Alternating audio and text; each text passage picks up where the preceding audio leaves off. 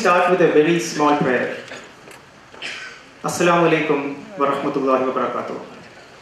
The prayer means, may the blessings and peace of the Almighty God be on each and every one of you. Honorable Minister of Planning, Statistics, Science and Technology, Shri M.R. Sitaram was supposed to be here on time.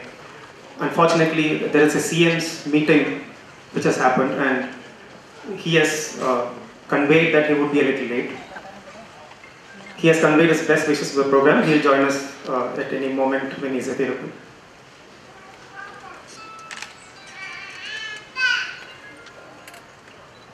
Former Chairman of Central Board of Excise and Customs, Mr. Najib Shah. Convener of PPM, Mr. Fuhad P. Distinguished speakers, Mr. Pratap, Mr. John, Mrs. Uma, Mr. Samdani, Mr. Sabu Shafiq, Aapka Executive Member. He is standing right here. Mr. Mohammed Safir, who is also an Executive Member of Aapka. Mr. Niaz, who is also an Aapka patron. Mr. Mohammed Rafiq, CEO of Nusai India. Mr. Mashood Basha, Director of Process Technologies. Delegates, guests, and my dear friends. Welcome to BPM 2018. This is the 4th edition of Bangalore Professionals Meet, widely known as BPM. BPM is a yearly gathering of professionals in Bangalore conducted by a non-profit organization called Aapka Path. Aapka Path, founded in 2013, runs with the mission of empowering the underprivileged, and a yearly program for fresh graduates and experienced professionals like BPM are the most exclaimed events conducted by Aapka Path. During our previous BPM programs, we have covered themes like entrepreneurship, financial management, and many more. As all of you know, today at BPM 2018, we have picked up a very interesting and important theme: mid-career crisis and management. The distinguished speakers and panelists we have today are going to help you mitigate or prepare for any mid-career crisis that any one of us could hit in our professional career, considering the dynamic industry that we have today. To start off with the inauguration, I would like to call upon Mr. Najib Shah. We have done a different kind of an inauguration where, he will just water this plant, where this will be taken to a park which has been consulted in Alsur Lake, and this will be planted over there. And I would request Mr. Najib Shah to do the honors.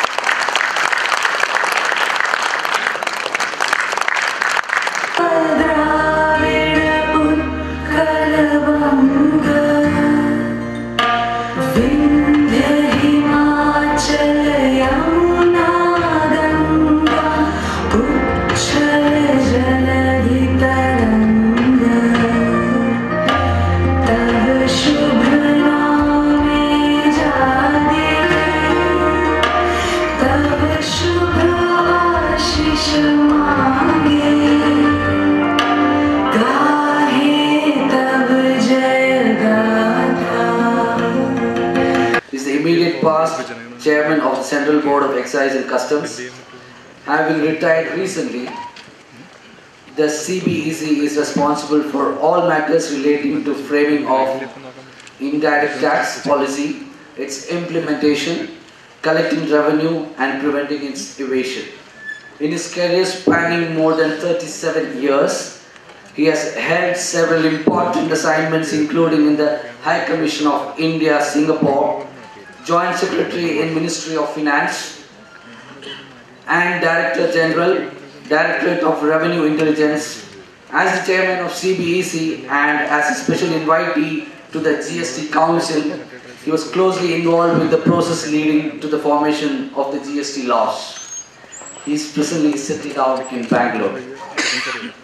I request Mr. Najib Shah to be here on the dais and do our welcome address. Dignitaries on the dais, my distinguished audience. It's a pleasure to be here today, to be discussing on a theme which is of such great importance to everybody here. My compliments to the organizers for having thought of this theme, which is extremely topical and relevant.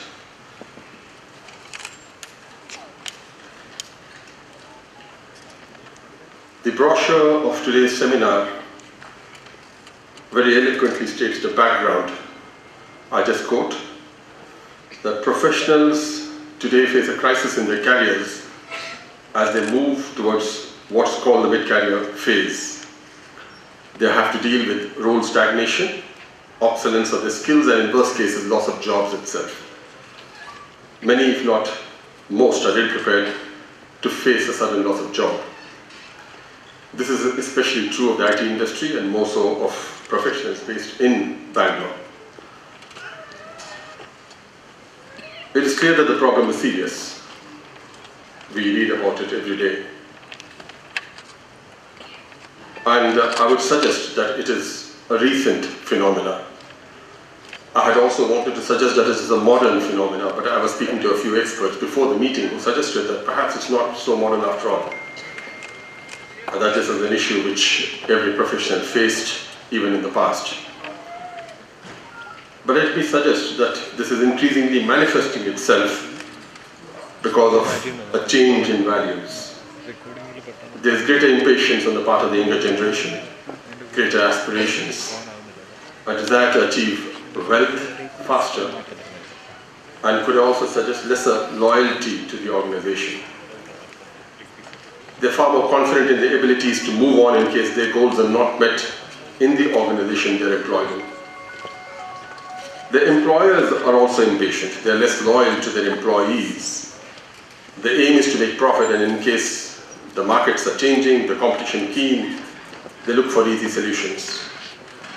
The most vulnerable, the softest targets, the easiest way to save money apparently is to offload employees. Unfortunately, employees who to less today contributed to the wealth of the company are looked now as costs. So there is a deterioration in values all around. Let us delve on the first situation where you decide to leave the company because you feel suffocated, you feel that you are not able to achieve your goals.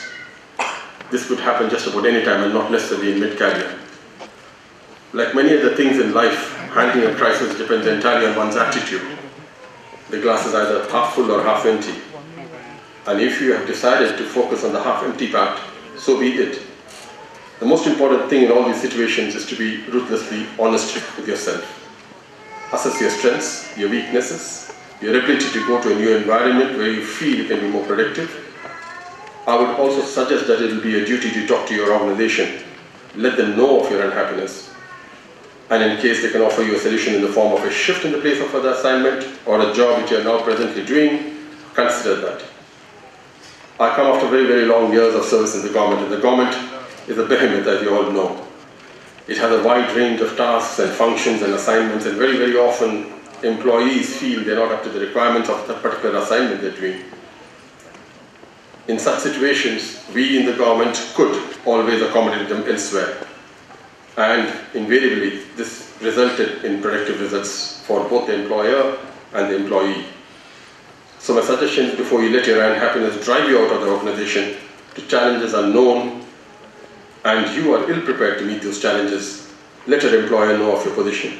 You could arrive at a solution. But even after that, you feel to have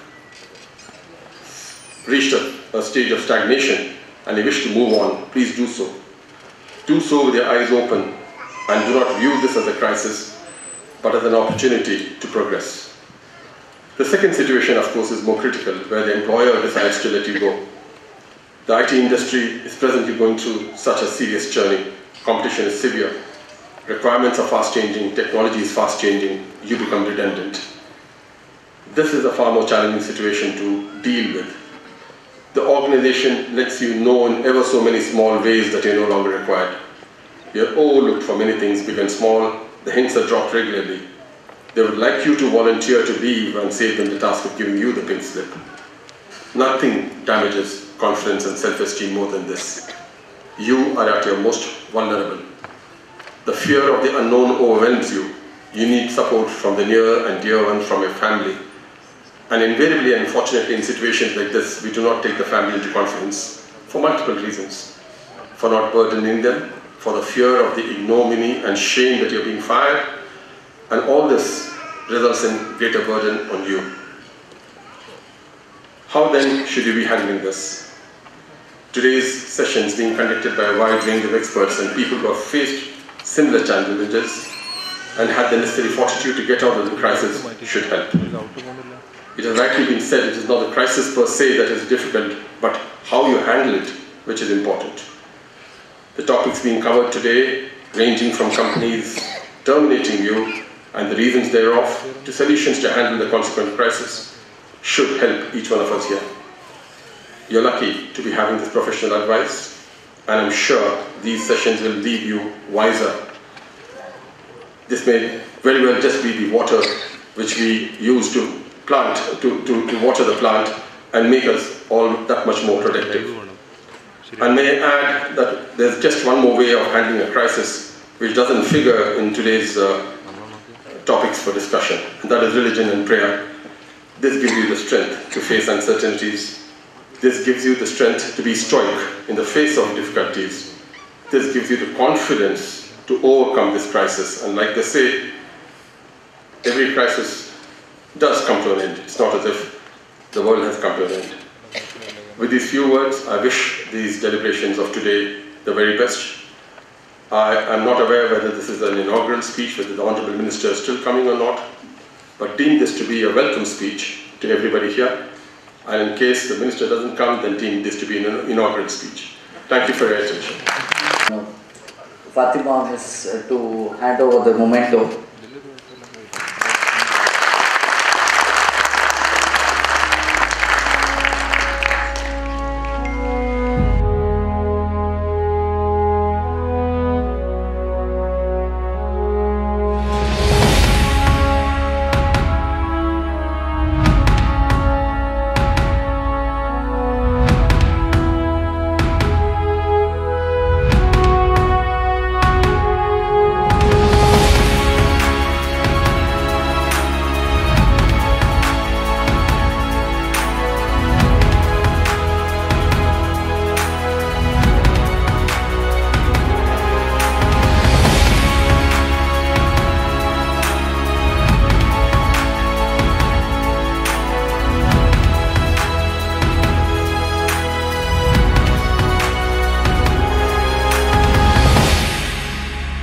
So my topic today is why are companies terminating people, right?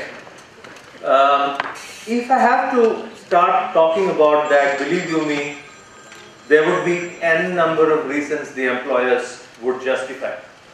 So I started asking myself that, is that the frame I would want to give people who are wanting to look at, mid-career crisis, how do I enrich myself? How do I move up the value chain? And I felt I should do a combination of both, right? The first thing I wanted to share is, whether it was fortunate or unfortunate, I have been involved in many a termination of people in my career, right? I'm fortunate that in the last 7 years being with Maersk, I had not had maybe 1 or 2 opportunities, but absolutely not more than that in the last 7 years. But during my last 25 years, I've learned one thing, that it is the employers or the company's inability to carry you with them. It is their inability which makes them part with you. Right?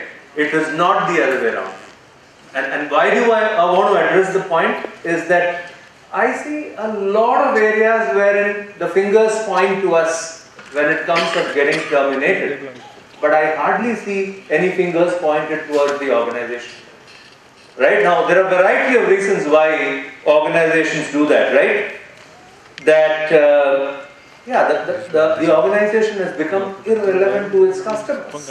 There are many companies out there which are becoming obsolete, maybe in terms of technology, obsolete in terms of the way they interact with the customer. Like for example, in the whole new phase of digitization, how many companies do you think are keeping pace with the kind of B2C or digitized interface, online interface with the customers? No. Many people are not investing. They talk about certain industries moving ahead, but they get that kind of inertia within and just wouldn't want to change. How many of you all have heard the frog story?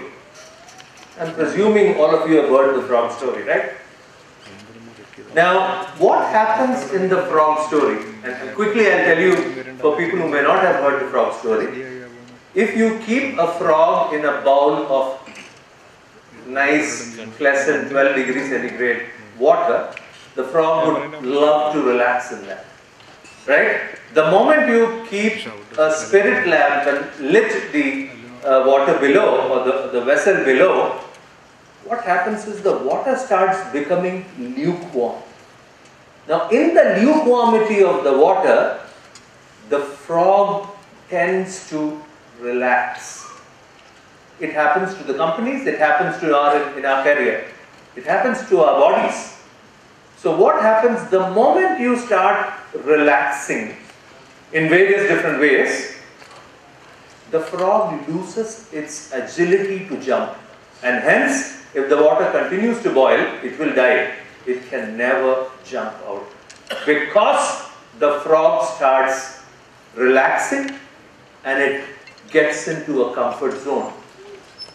So whether it is companies or us as employees, we get into the comfort zone, and hence my request to all of you is, how do you ensure that you have a healthy discomfort every day, every single day? Because if you do not have a healthy discomfort every single day, there are many other people who would want to do that job, right? And hence, you become irrelevant.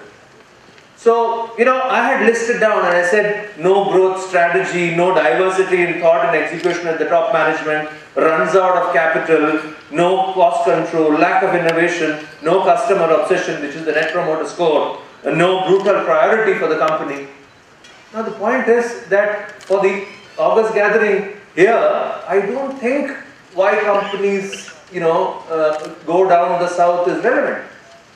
What is relevant is how is each one of you. There are entrepreneurs here, there are, mid-career folks here. I was addressing some freshers in the morning. The whole question, guys, is about how do you become relevant. And someone needs to control me on my time because, I'm used to talking the whole day. So I could continue, right?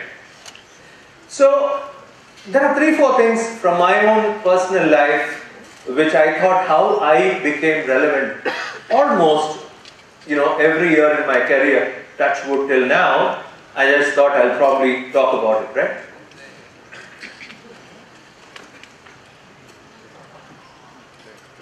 I was, and most of you, I'm happy that I'm, addressing a gathering of people in the south, and most of you are my, fellow, citizens from Kerala. I used to be a Students' Federation of India activist in my college days, pre-degree, CMS College, Kottayam. Right?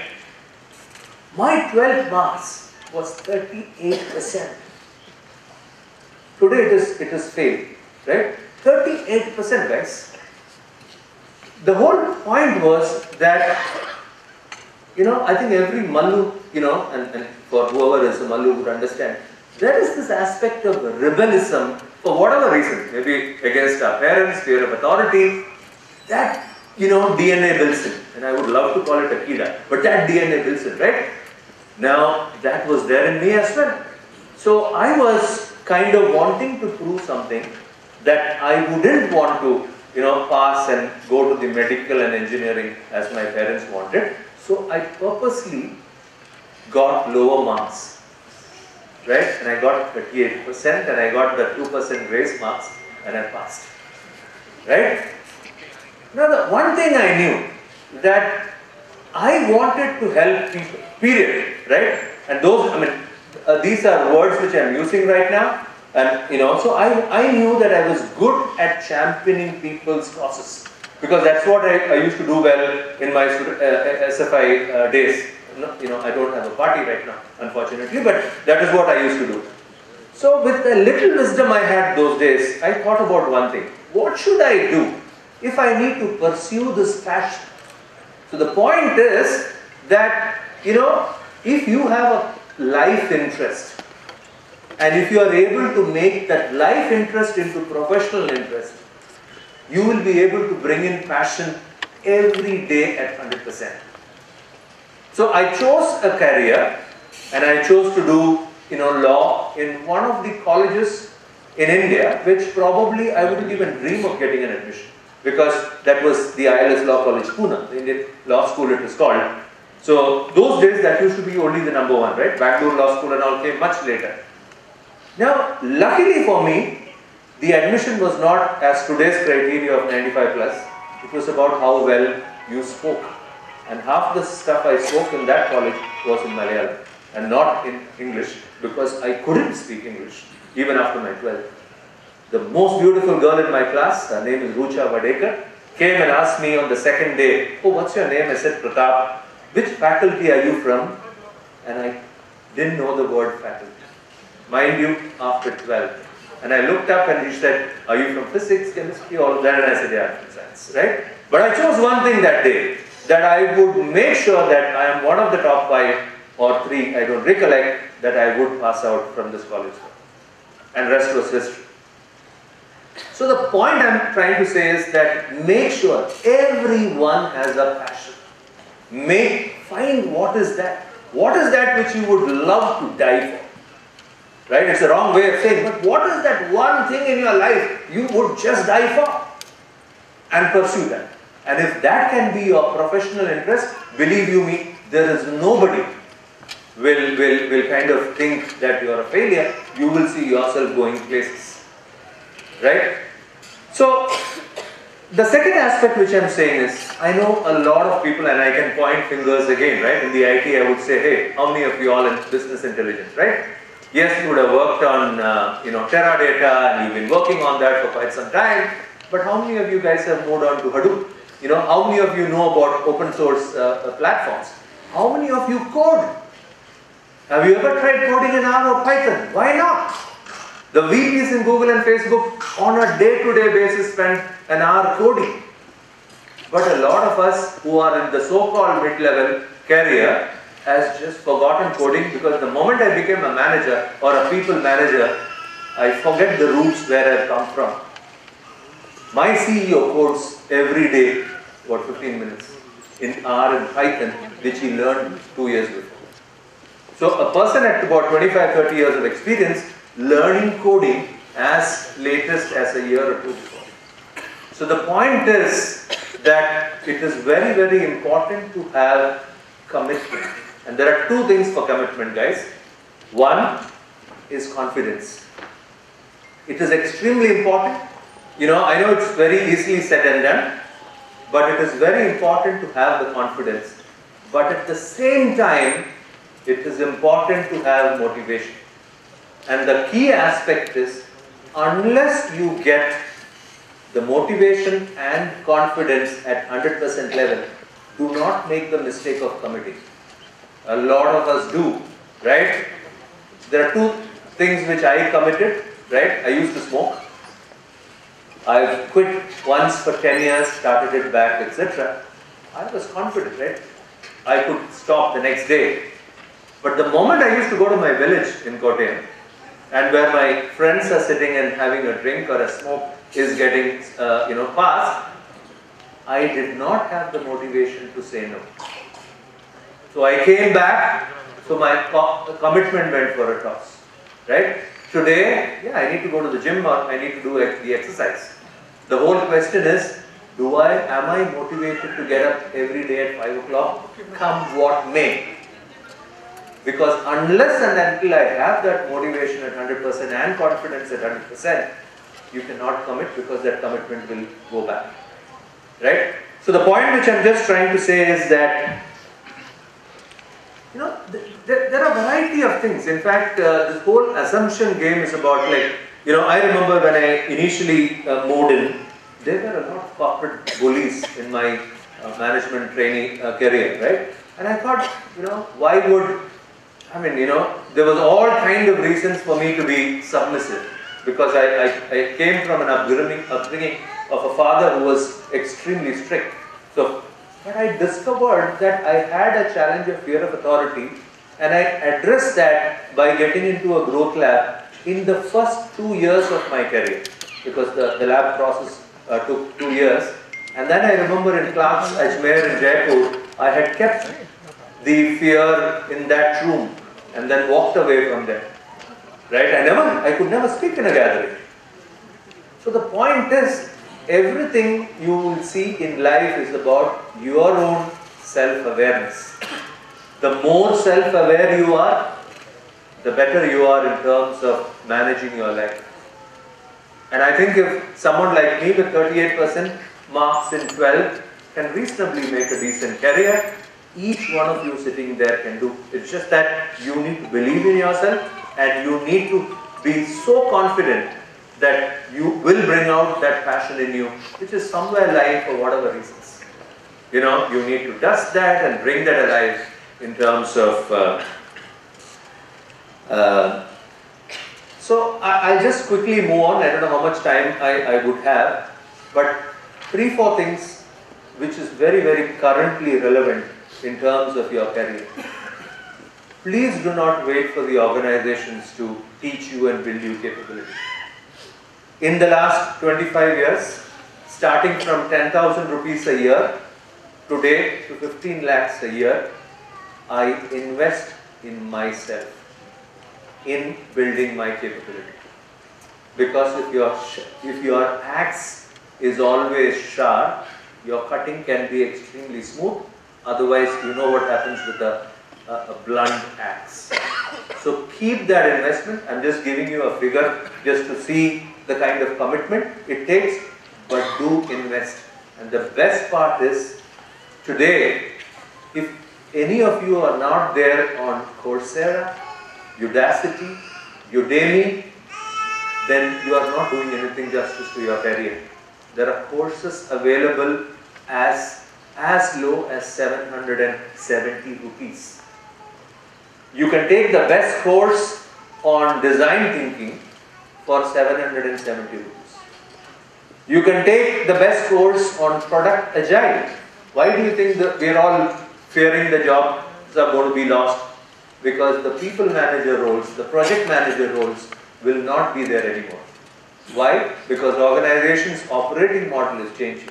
The best of organizations have moved into this whole product agile scrum way. But how many of you are certified? Right?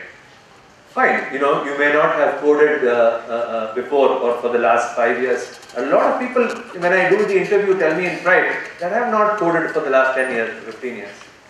The whole question is, today, the languages which are coming up, it is easily could be learned in each of these, websites or educational platforms, and you could start coding. You could start coding even in your personal areas if you want to make stuff, right? So make sure that your agility remains. Because what interviewers like me are looking is how agile the person is.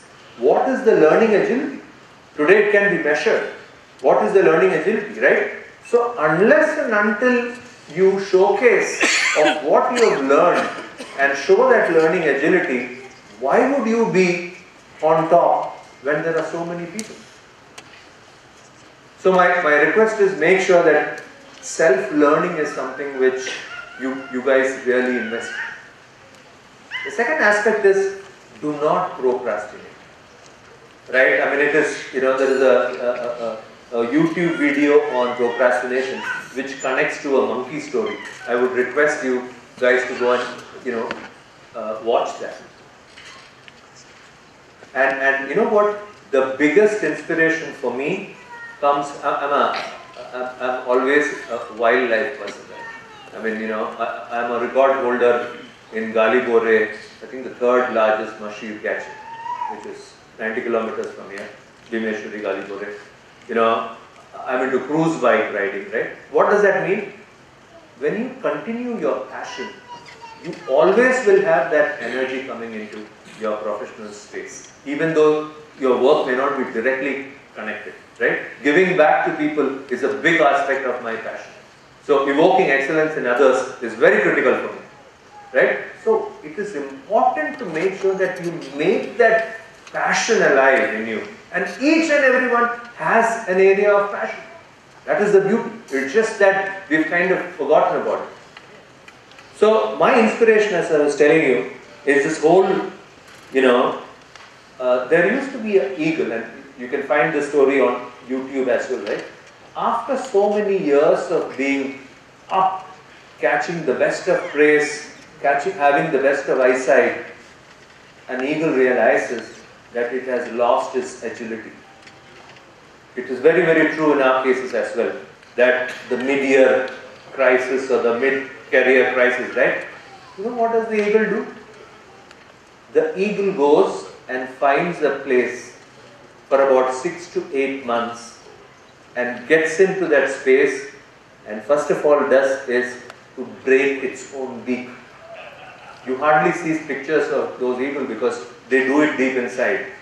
They break the entire beak. Before breaking that, they pluck every feather out.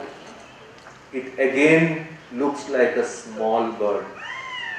It would be 15-20 years, or maybe, that is when it tries to do. An eagle, I believe, can live up to 60 plus, 70 plus years. Maybe 20-30 years, this is what it does. It completely transforms into looking like a baby. You can imagine no beaks, right? Not a single hair, even the big feathers. And it waits for 4 to 6 months, the whole thing to regrow, including the nails of the claws. And then it is called the flight of the eagle, which is the second life. And you've got to see that YouTube video to believe, what this is. And the flight of the eagle is for the next 40 years. If an eagle can do that, each person sitting in this room can do. It just requires determination, guys. It requires grit. And in fact, there's one of the TED speakers, I forget her name, she did an entire research in terms of how people make it, and they found that grit is the most critical aspect of transformation of human beings. I mean, I can keep talking, but I would write to 2 minutes. But is there some 5 minutes Q&A after that? Okay. So, yeah, I mean, I just keep... okay, I think the last point I just want to say is, any change and transformation is integral, right? When I say integral, it is the mind, the cognitive aspect, the heart, right? The emotional aspect, and third is the body. Unless and until our cognitive, the mind, the brain, the heart and the body, if all three are not aligned, right, you would not be able to transform. Which is where we go back to spiritual, right? I mean, you read Al-Quran, it predominantly talks about that aspect of why is it important to be integral. But seldom we focus on that when it comes to our change. So for example, if I need to change, I need to look at, fine, cognitively what am I trying to do? there could be some aspects in terms of my self-learning, etc., right? Then the whole question is, from a mental perspective, from a mind perspective, what am I trying to do? Right? You all should research on, at the end of the day, in a human being, there are 4 chemicals which gets released. I don't want to get into the details, I don't have the time, but you will find it on Google, right? So one particular chemical, and by the way, releasing all 4 chemicals in the brain are by doing different things. But one of the critical aspects of that is giving. It is an important part, and hence there is a lot of heart and emotional related stuff as a practice you need to build. And then the whole question is about the body, in terms of what practices you would get in there. So based on individual requirement, if you yourself need to coach or find a coach, always get into 1 or 2 practices in all the 3 areas. Anything which is practiced consistently can be achieved. You guys have seen a lot of WhatsApp videos, people like kids at age 1 or 2, playing football or dribbling the ball as good as what a Maradona would have done, right? It happens because of a consistent practice. So my request to you all is, find at least one area in the cognitive, the mind and the body, especially because of our Asian food habits and eating and things like that. That is the last thing, including me, would exercise in terms of making sure that we get on. The whole body could also be completely, whether it is meditation or whatever things you want. So look at some of that stuff and then make sure that you become integral as a person, which according to me is very, very important for your transformation. So I'll pause there. Thanks for your patient listening. I would love to have answer questions, how much ever it is basic. One of the first things is not to have the inhibition. Just ask. It doesn't really matter. From a crowd, it typically looks at what would others think. It doesn't matter. It is your life. Right? So my request is, I don't know how many questions I can, but please do ask questions. I would love to answer them. Thank you so much for your time. Thank you.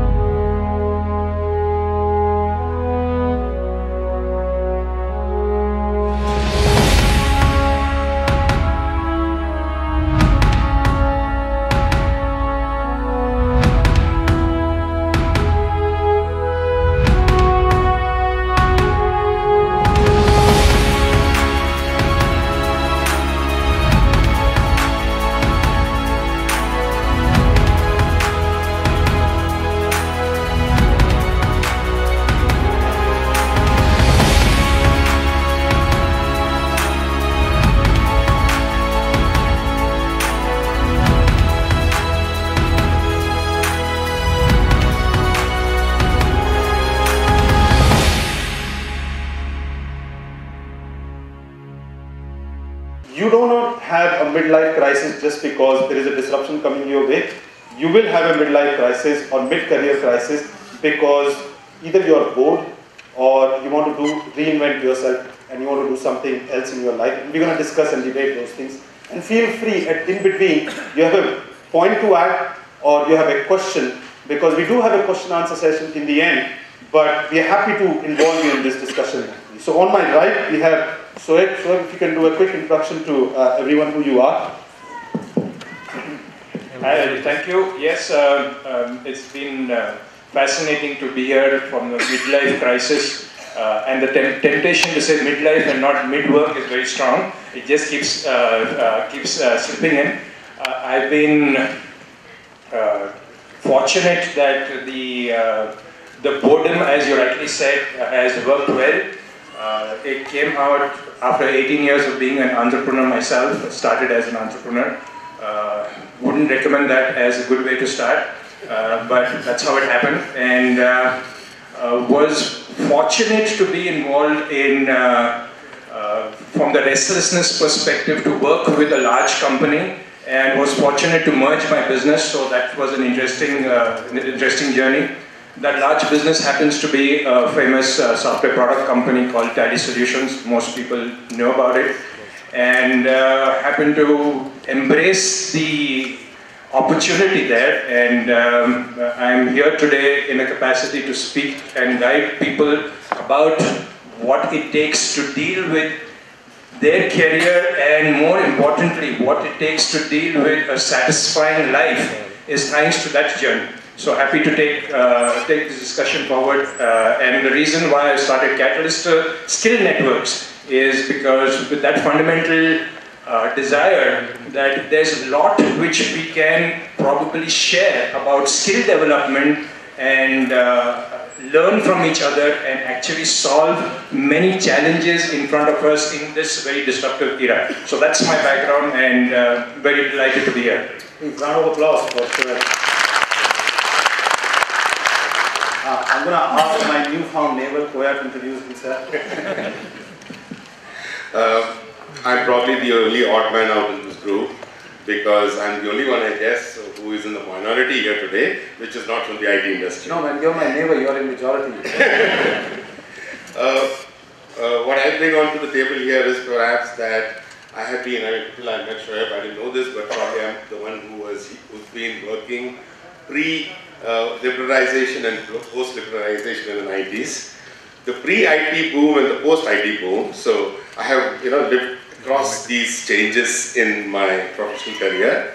So maybe whatever perspective that comes from an angle, and therefore not being from the IT industry, how to make the IT industry people comfortable about giving a new spin to this midlife or mid-career crisis. So I'll take on that path a little later. Let me introduce James. Obviously, James, take your time to introduce yourself because I think whatever you're going to share is going to be very relevant. Anyone who's looking to change his career typically land up in front of James. So he's going to share with what background is, and then we'll rotate the questions. Thanks, Ajay. I'm John here. Oh, sorry. I'm really sorry. I'm also from the industrial and manufacturing sector. I've also gone through the same mid-career crisis. So sometimes what happens, not out of choice but out of chance, you end up in the right position or right role what you are looking at. There's a saying, right, during war times it's always good to be with the UN. Yeah. So that is what happened in me. And ever since then there's no looking back. I found my place. And it's the last 2 decades almost. So I've been on the other side of the table trying to address. We get various calls, various reasons across the strata of people, the leadership, or across the sectors. So very happy to be part of it, to share some of the experiences, and maybe it will be of use to everyone. Yeah. Okay. Thanks.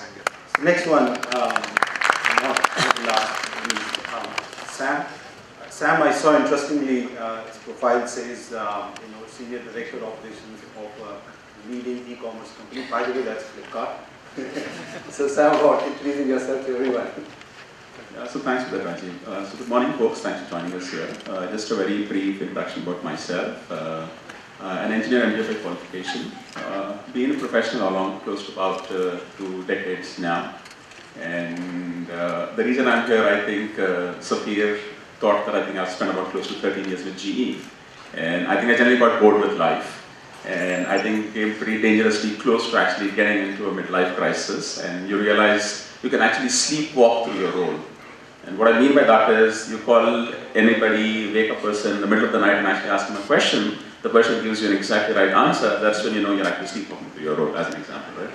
So having spent about close to 13 years with GE and then decided to kind of take a small break, that's when I kind of took a stab at trying to join Flipkart, which today happens to be the leading e-commerce company in the country.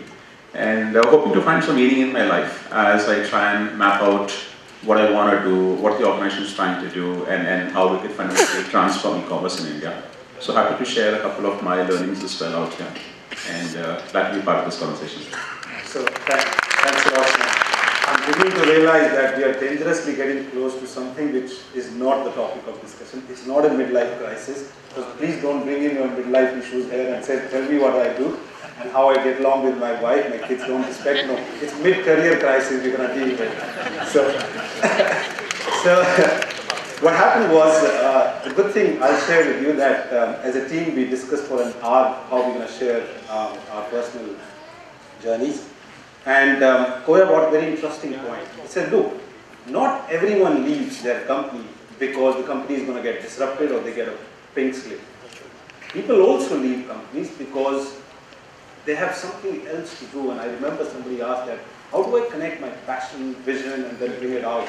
So let me just bring it to you and ask you these questions, because a lot of time I started with disruption and digital disruption. I think you had a very different perspective. And what was it? Because not necessarily you want to change your career because you're looking at the looming disruption staring at you. But there are many other reasons. What I want to tell the IT people is that this happens to everyone, or it can happen to anyone. So this is not restricted to an industry, or this mid-career crisis is not something which happens in the IT industry or this highly stressed industry. Excuse me. It can also happen to people who have fulfilling jobs. Now, there is a theory which goes that as one progresses in one's career and towards the mid of their career, the job satisfaction deteriorates significantly. Now, this study also goes on to draw a parallel with life, and it says if you are doing an age analysis of people, towards the middle of their life expectations are also going down, their unhappiness levels are increasing. So if you combine both these studies and then come up with this theory on why this is happening, why this midlife crisis is happening, it's happening not just among professionals, it's also happening across the spectrum, it's happening across countries, it's happening across cultures and socio-economic brackets as well. So the theory goes on to say that there is a rainbow at the end of this. There's light at the end of the tunnel, because they call it the U-curve theory. The U-curve theory says you bottom out at mid-career, then your expectations start meeting the reality, and then your happiness quotient increases. So also your career, you're satisfied with what is happening in your career. Now, just to, I guess I've just explained what is the interpretation of this. The interpretation of this is that when you're young, you're optimistic, you are driven, you have very high goals, you genuinely believe that you can beat the average. So there's this pumping in, which is also this biological, wherein your mind is accepting these challenges and then you're going forward and high. You hit mid-career, there's a huge gap between your expectations and reality. There's an aspirational gap. You're becoming maybe disillusioned with a lot of other things. This is when it bottoms out. And as I said, the U-curve says that you have the possibility of coming out of this on your own. Therefore, without any intervention, there is a possibility that all of us will go through the midlife crisis and then come out of it successfully. The learning, as far as these are multiple studies, is that one, we are all aware that this is not us alone. There are many around. This is a large phenomena, mid-career crisis. Two, having known that this is common, there's no stigma to it, and therefore one can face it with, whatever way we can face it. Three is that we all know where our strength weaknesses are and where we can excel and where we can't excel. And the reality hits you towards your mid-career. And therefore you can make better choices then. So in the end, if either of these don't work, at least believe in the U-curve and think that, this shall also pass. So that would be my first stage. I'll come back on the next stage on how skills impact and how one probably also has like a product life cycle, a skill life cycle, and a personal life cycle. Oh yeah, that's a good question. We'll bring it back. So thanks, Koya. So I'll give you one more statistics, and John, and not James, I'm going to come back to you. And I'll give a bit of introduction. Why? So, how many of you have heard of the organization called World Economic Forum? Those of you not, our Prime Minister recently went there and did a keynote speech. And this is what they're saying. They're talking about something called Fourth Industrial Revolution, 4.0. And as a part of fourth industrial revolution they are talking about is that everything you practically are doing today, there is a likelihood that someone is working in automating that. So you may not be required. In fact, there is a discussion going on that if everything will get automated and the robots will be doing most of our job, what will a human being do and how will they earn? And they are talking about a basic minimum wage for everyone should be given, because you may not have a job, nobody would like to hire you, and there are better robots who can do this effectively. And there are symptoms of the organization. And I'm going to ask you, John, this question, because John's background is obviously having worked in ABC. A lot of people who wanted to change their career, or people who were given the pink slip, they went to John and shared a lot of their perspective. My question to you is, when I have to look at the symptom, whether I'm going to get fired or whether my job is at risk, what are the things people come and share it with you, and what do you look for, including something we spoke about, the organizational, health and other things. And Sam, then I'll come to you, have a different perspective on that. Please go ahead. Yeah, when people want to look for a change, there are two aspects to it. One is either the push factors or the pull factors. We're not going to talk much on the pull factors. Pull factors happens mostly to the passive job seekers. Yeah. Whereas on the push factors, if you look at, one of the dominating characteristics is the relationship with your superiors is not great. That is something, whether the new bosses come or because of some mergers and acquisitions, there is a disruption in the reporting structure. So 90% of the job change, people see that some favoritism happens, or there is a disparity in the system, which because it touches your deep down value system of your self-respect, or which disturbs you. And that is when people really look out. Across levels, it's not only at the mid-management, but even at the leadership levels, I get to see this. And they openly confine to me, saying that this is what it is, I'm looking for a change. And the second reason would be the financial health of the organization. Suddenly you see that things are not working out, the hiring freeze happens, cost cutting is happening across the levels. And third is, suddenly you see that some of the key responsibilities are withdrawn from you. Then it really starts jittery. Why is it happening? And for no reasons. And over a period of time, what happens? The years of experience alone, if it doesn't evolve into the next role, then suddenly the management feels that the same job can be got done at 1/3 of the cost, that you become redundant in the system. So that is when either reskilling or the upskilling has to happen, which a lot of people lose out on. So at a later stage, they come back to us and say that these are some of the key things which drives them to look outside, the symptoms that they get into. They're not being called for the discussions, important discussions. Parallel hiring happens, and asking them to be reporting into one not junior to them. And the last one is like, absolutely no work is given at all. That's the worst thing to happen. Every day you come in and you're assigned to special projects. Yeah, that's right. And you become very invisible in the organization. It doesn't matter at all. You become insignificant in the entire system. So automatically you get the feelers. Your manager stop liking your face also. So thanks, John. So Sam, let me come back to you. Obviously, John highlighted a point. Continue to look for a health of an organization. And not everyone is efficient in looking at balance sheet, but just see where the organization is heading. And I think one of the discussions we were having about General Motors, and he was telling everyone knew that something was going to happen because every launch they did, never successful. And then suddenly we asked Sam, he says, so what about startup? And Sam works for Flipkart, and he said, look,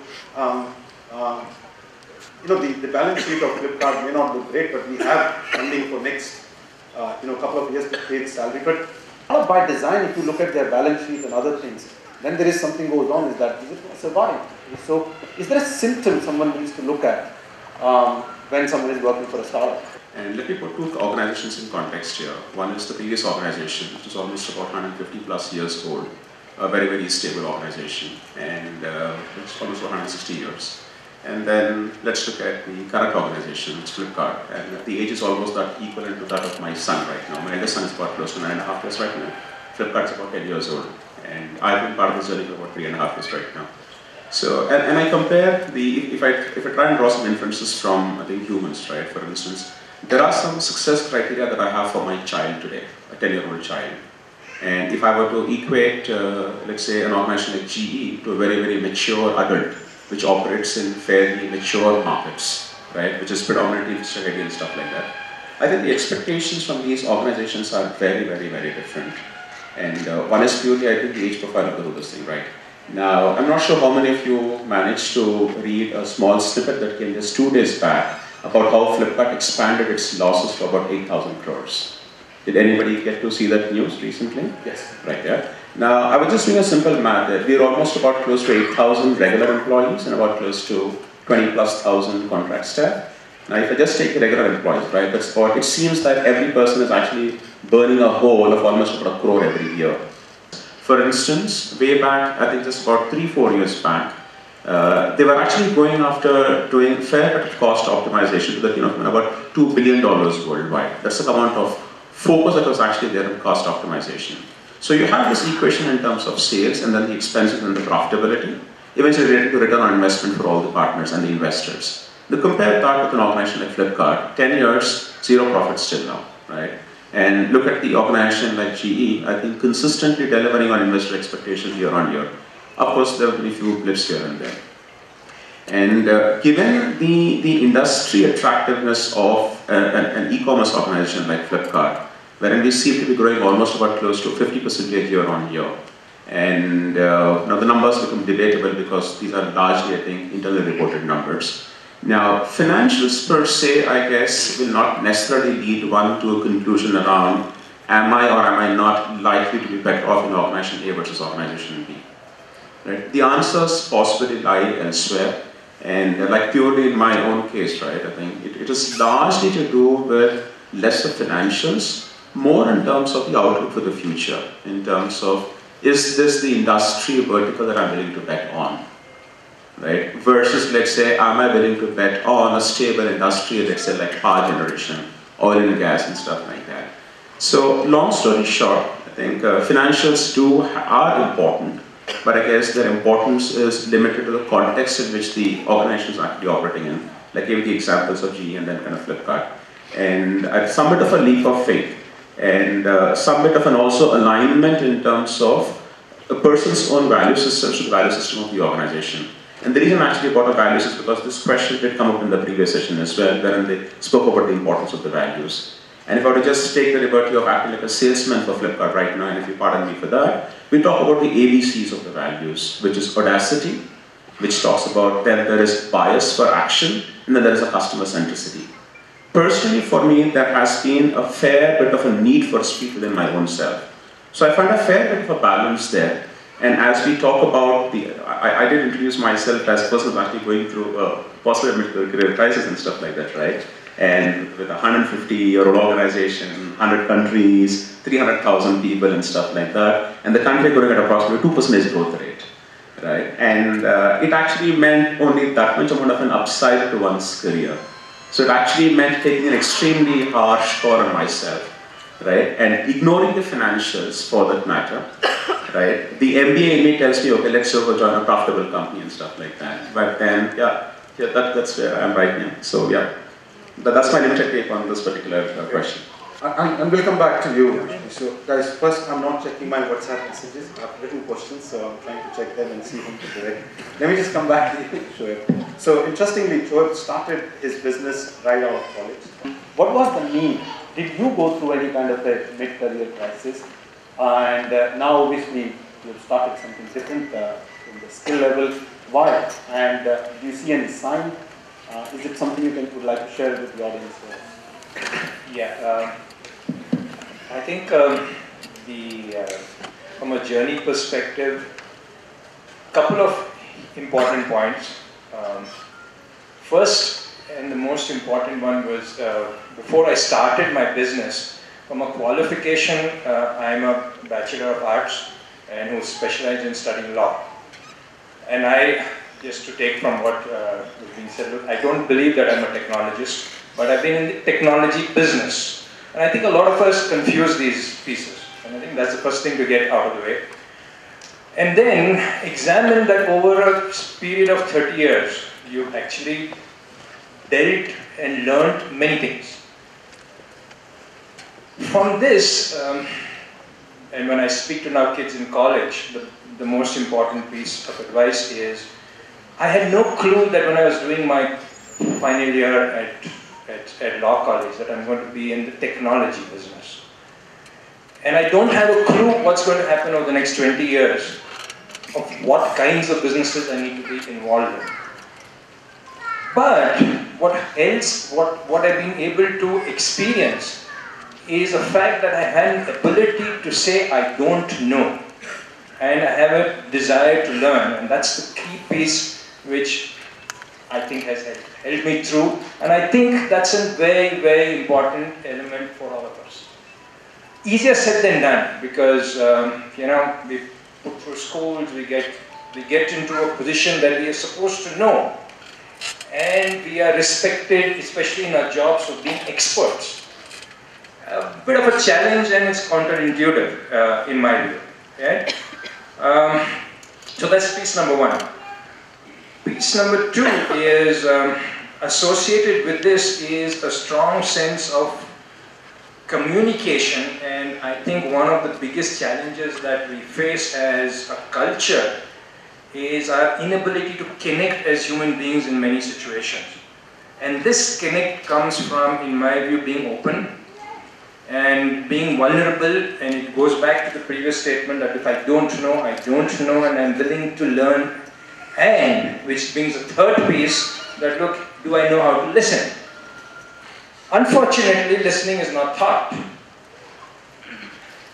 And I'm sure as the audience is sitting in here, is finding it hard to keep track and listen to all what different people are saying. Because their thoughts are coming in their way. Skills like these are soft skills. We get confused by saying, hey, can I search for some meaning and a purpose in life? Can I do something which I believe in, and can I get passionate? My view is, hey, whatever you're doing, do it with a passion. Do it with engagement. Do it with commitment. These are values. These are coming across whichever company you work for. Do it with, and that's the difference that you need to be able to, and it's for yourself, because you owe it to yourself. And the last and not the least, taking from what Koya was mentioning, and I have a view on this, I'm not going to go into depth of it for paucity of time, but happiness is again a subject which is not understood. We promise our customers happiness and have no clue what it means. Again, a subject which has to be understood, complex subject, not easy to grapple with, has many elements. And in my view, these are the skills which are now, coming to your question, what is it that I'm doing? Understanding the challenges which we face. Understanding to take that look, the ability to measure is not about growth. It's about being able to deliver value, to be able to be satisfied in a day's work. Hard to do.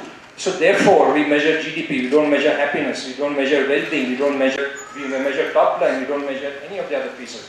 And these are the differences that we as leaders, we as individuals here need to start doing, not just in our offices, but also in our day-to-day lives. So that's my take on this entire. Thanks. By the way, there is a country, Bhutan, they measure their gross happiness product instead of this gross domestic product. I'm going to bring one round quickly, and then we'll open up for question and answer. And this is about, it was interestingly brought by Koya, that look, whatever prices you talk about, it happens because as every product becomes obsolete, the skill also becomes obsolete. So, Koya, you talked about something called product life cycle management, and how do we apply it to our own career?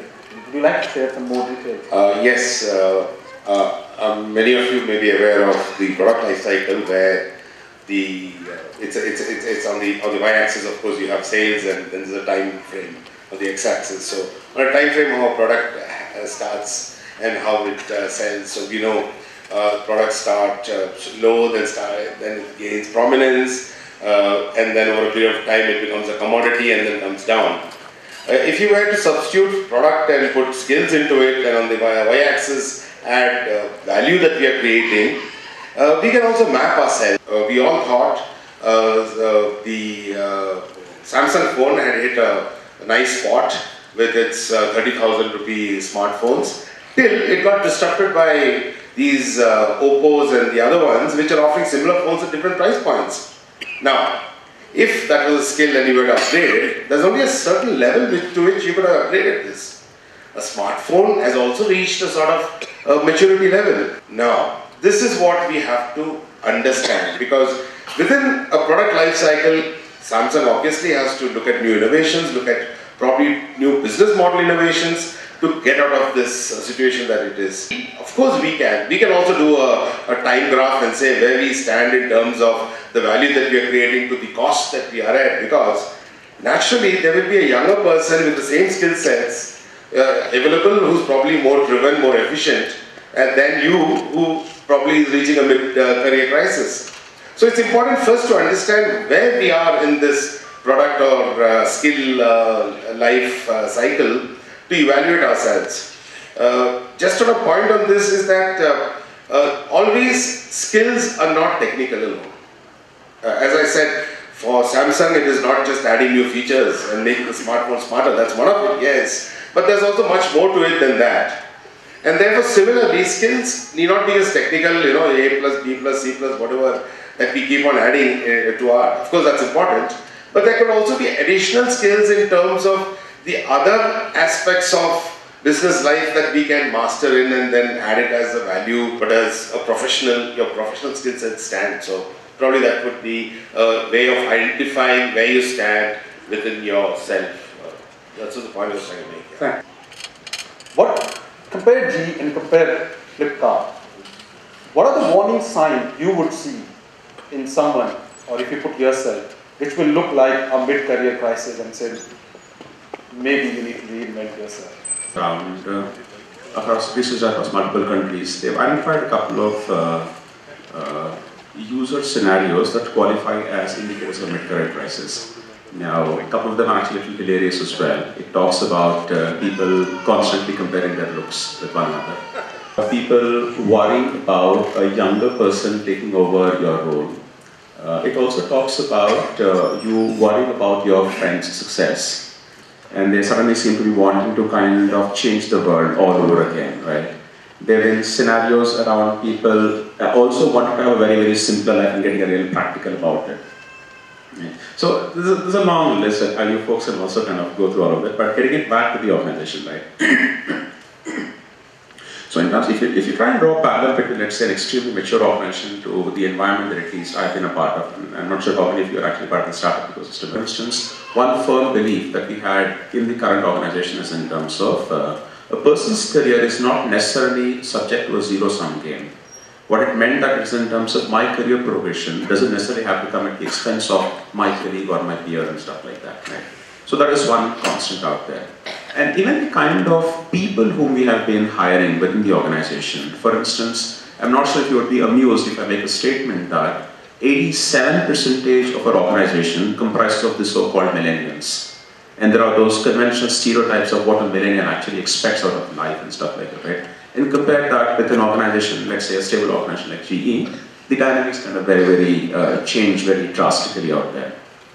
So for us, I think it's been a combination of extremely ambitious people, from the brightest of the people from across. For instance, we've had conversion rates of, I think, less than 0.5% for people who actually apply to the organization. That's not to feel, that's not kind of practices in the back and feel proud of it and stuff like that. But I guess it's a combination, I think, of the growth rates and I think the kind of hype that I think the media has also generated. And it's only coincidental that I think we also end up being, I think, in the top 2-3 kind of firms in the country by LinkedIn in terms of people actually want to go to the jobs. So I think there's a strange ecosystem that will actually work in the organization's favor in terms of you try to attract the best, you try to attract fairly ambitious people.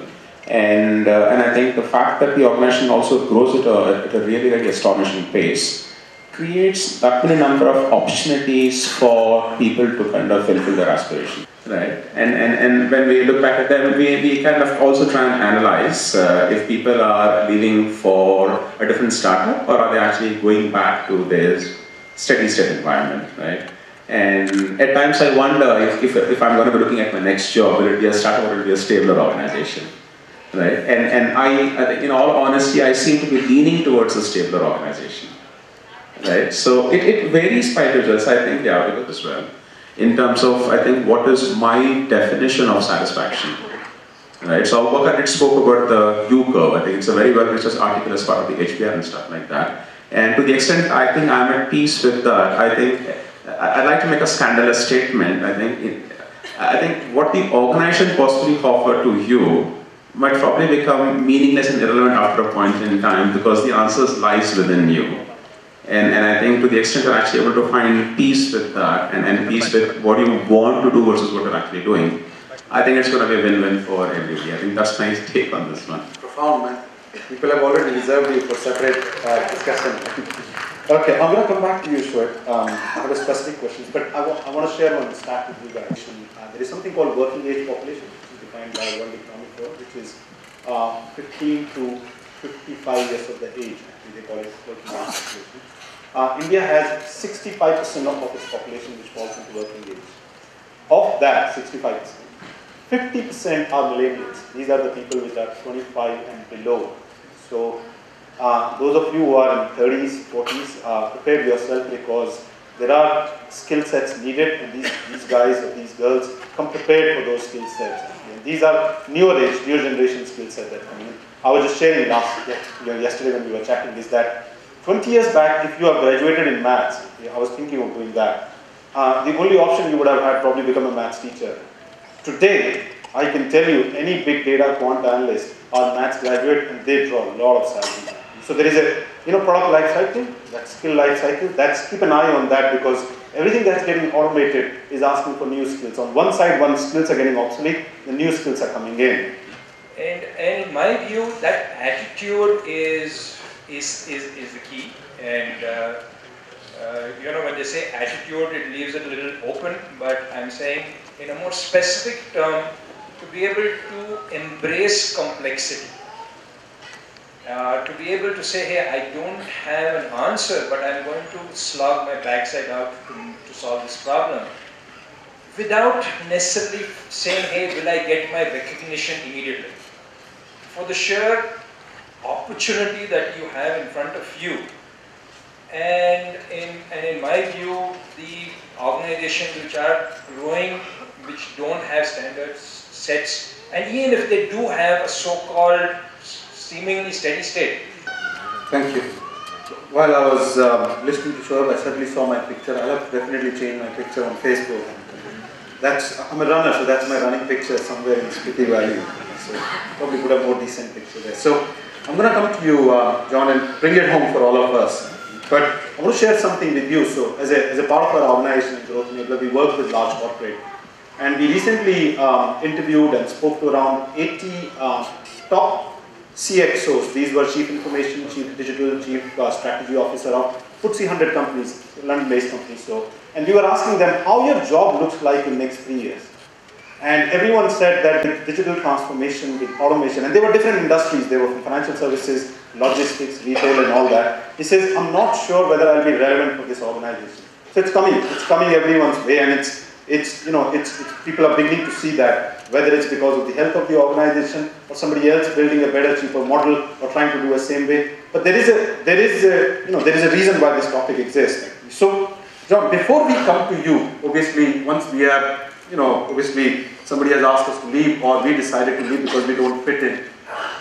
Just advice for everyone. What are the things I should have looked at before that incident happened, actually, 6 to 8 months before, so that I know either I'm behaving this way or organization is behaving this way with me. Especially because a lot of time people see organization is behaving this way. Well, what could I have done differently before this mid-career crisis hit me? Or how would I prepare myself? Yeah, so the feelers are very strong because we all been blessed with certain sense of intuition within us. The moment things are not going right, the vibrations We get that. Most of the time what happens is we overlook. We always tend to be more positive in those situations, No, nothing will happen like that. I'm not saying that we should have a pessimistic approach to it, but we should have a very pragmatic thought process to it. As a first step, yes, we should start doing a SWOT analysis for our own self. Where are we? Where's this organization? It's not about unlearning and relearning. Today's context is upskilling to fit into the current environment. The way the digitization happening, the artificial intelligence coming and taking away everything in every sector, including our own recruitment industry. The LinkedIn really disrupts everything. Today, it doesn't matter at all. To find someone or any professional out in the globe, it's easier. Every company has their own hiring teams to find the person. So what happens to us? So we have to define our own USP, a kind of indispensability of my presence there in the organization. If I can get that thing done, I guess I don't see that these challenges could be overcome very easily. Okay, thank you.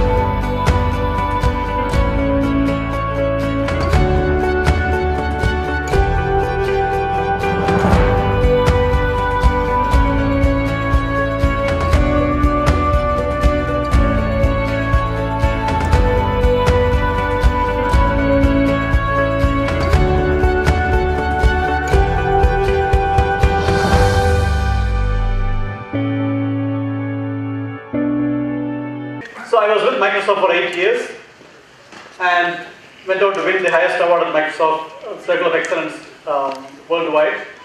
And then I reached a point I had to do something else, what I call a crisis from within, to do something else. And one of those meetings in Mumbai, on the way back from Mumbai to Bangalore, Microsoft India chairman at the time, Ravi Venkatesan, came and sat next to me. And he asked me, James, what would you like to do next? Is there anything I can do for you? I told Ravi, I'm happy with my job, I'm absolutely comfortable. And then he said, no, he asked again, is there anything I can do for you?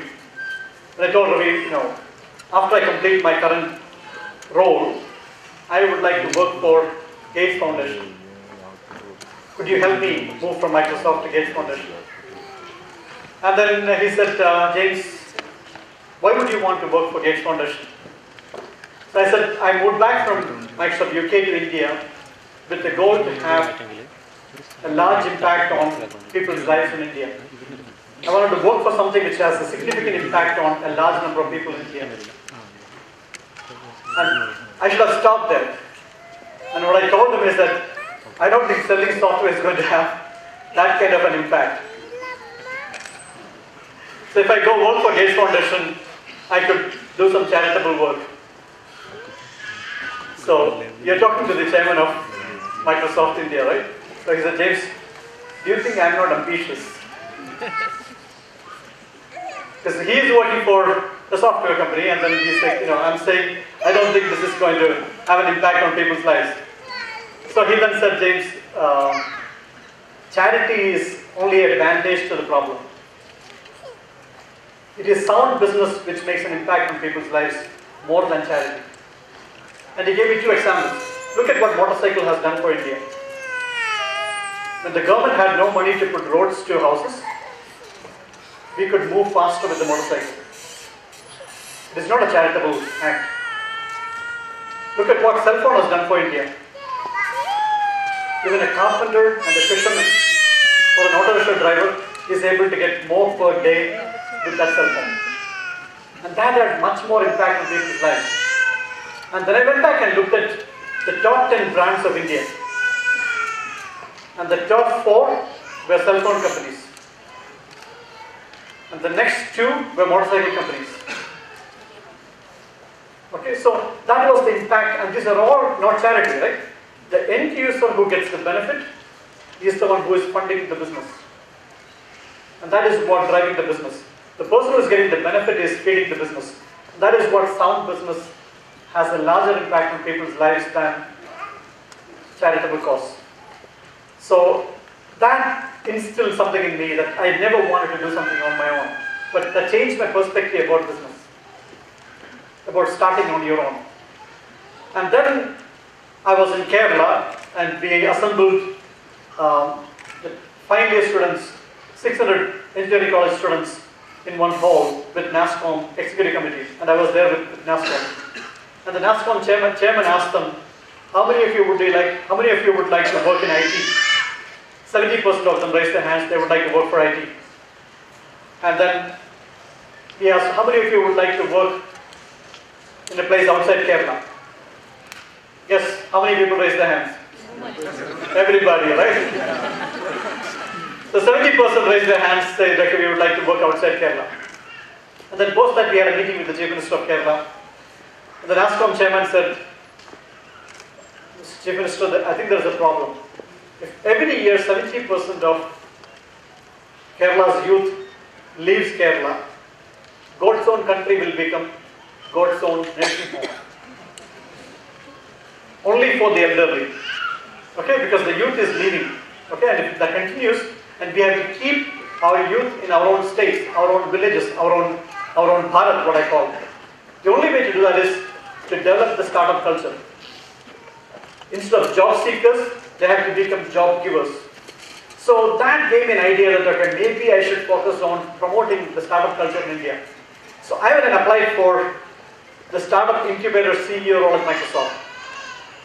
Okay, I went through the entire job interview and it was all going good because I had great access to all the corporate execs in India, all the angel investors, and I had good business acumen working in different industries from manufacturing to automotive to software.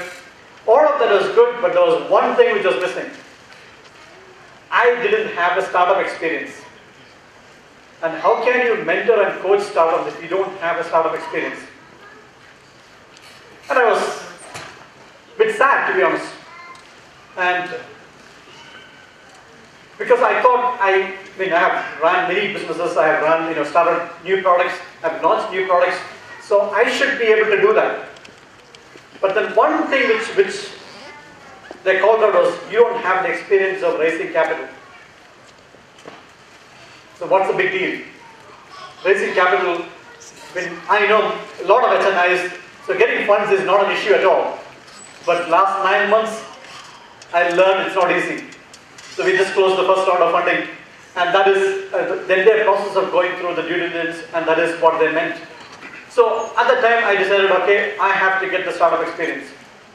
And there was also a logical reason why it happened. My wife had to get back to work, and I decided to take a year off to write a book about my journey of coming back to India, and then eventually I was working from Microsoft in Bangalore, and then in 2009, I moved to Kerala. I started working from my home in Kerala. By the river Periyar, I used to have a national role, and I used to spend 8 to 10 days a month outside Kerala, and the rest of the time I used to work from home. And nobody had a clue that I was operating from Kerala. So Chris Gopalashan of Infosys heard me speak about my journey of what I call working for India and living in Bharat. And he said, James, you must document this. A lot of our youngsters who grew up in small towns like Kochi, Trivandrum, Nasik are stuck in at least 90 minutes of traffic in Bangalore. Correct? That is one way. Right? If you can do it, many can do it. Why don't you document this so more youngsters will get the courage to move back to their hometown? So I decided to take a year off to write the book. Then I thought I will also try and get this failed startup experience, which was missing in my CV. So while I was writing the book, I was looking from the attic of my house and I could see a jackfruit tree. And when I started, October 2nd, when I started writing the book, it was a small fruit, right? Very small. And by the time it reached December 15th, when I had the first chapter done, it was a 15 kg baby hippopotamus. And when you look at it every day, it's constant focus. You feel like doing something about 80% of jackfruit in India goes waste. And if I want a failed startup experience, let it be jackfruit. So I launched Jackfruit 365. Okay? With the objective of getting that failed startup experience as soon as possible.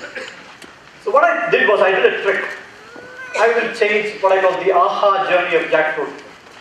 I will make it from IA to AHA. IA means the yucky jackfruit to the AHA jackfruit. So the only way to do that is put that in 5-star hotels. So I came up with a storyline.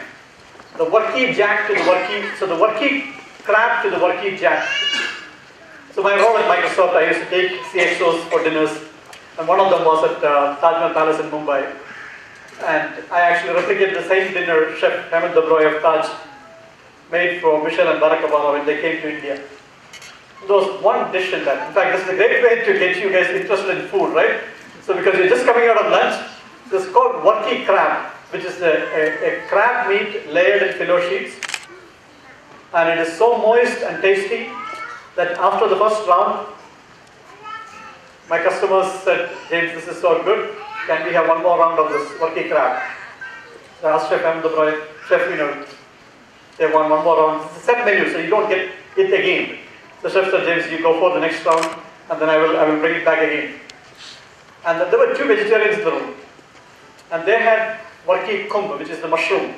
Instead of crab meat, they had mushroom. And they looked at each other and looked at us, is that good? And we said, yes, this is fantastic. They looked at each other and said, we are not strict vegetarians. So for the second round, they had the worky crab, and there's no comparison. So then I said, okay, I will make, instead of mushroom, I'll put jackfruit in it. Let me call it a worky jack. So in 1 year, after I launched Jackfruit 365, I made 100 5-star dishes.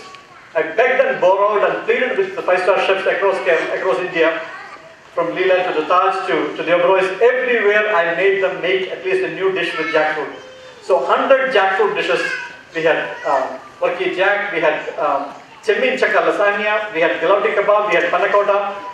You name it, we had almost everything which you can, Machal, katal machal, machi katalka. Okay? Then we had jackfruit lassis, kofta lassis.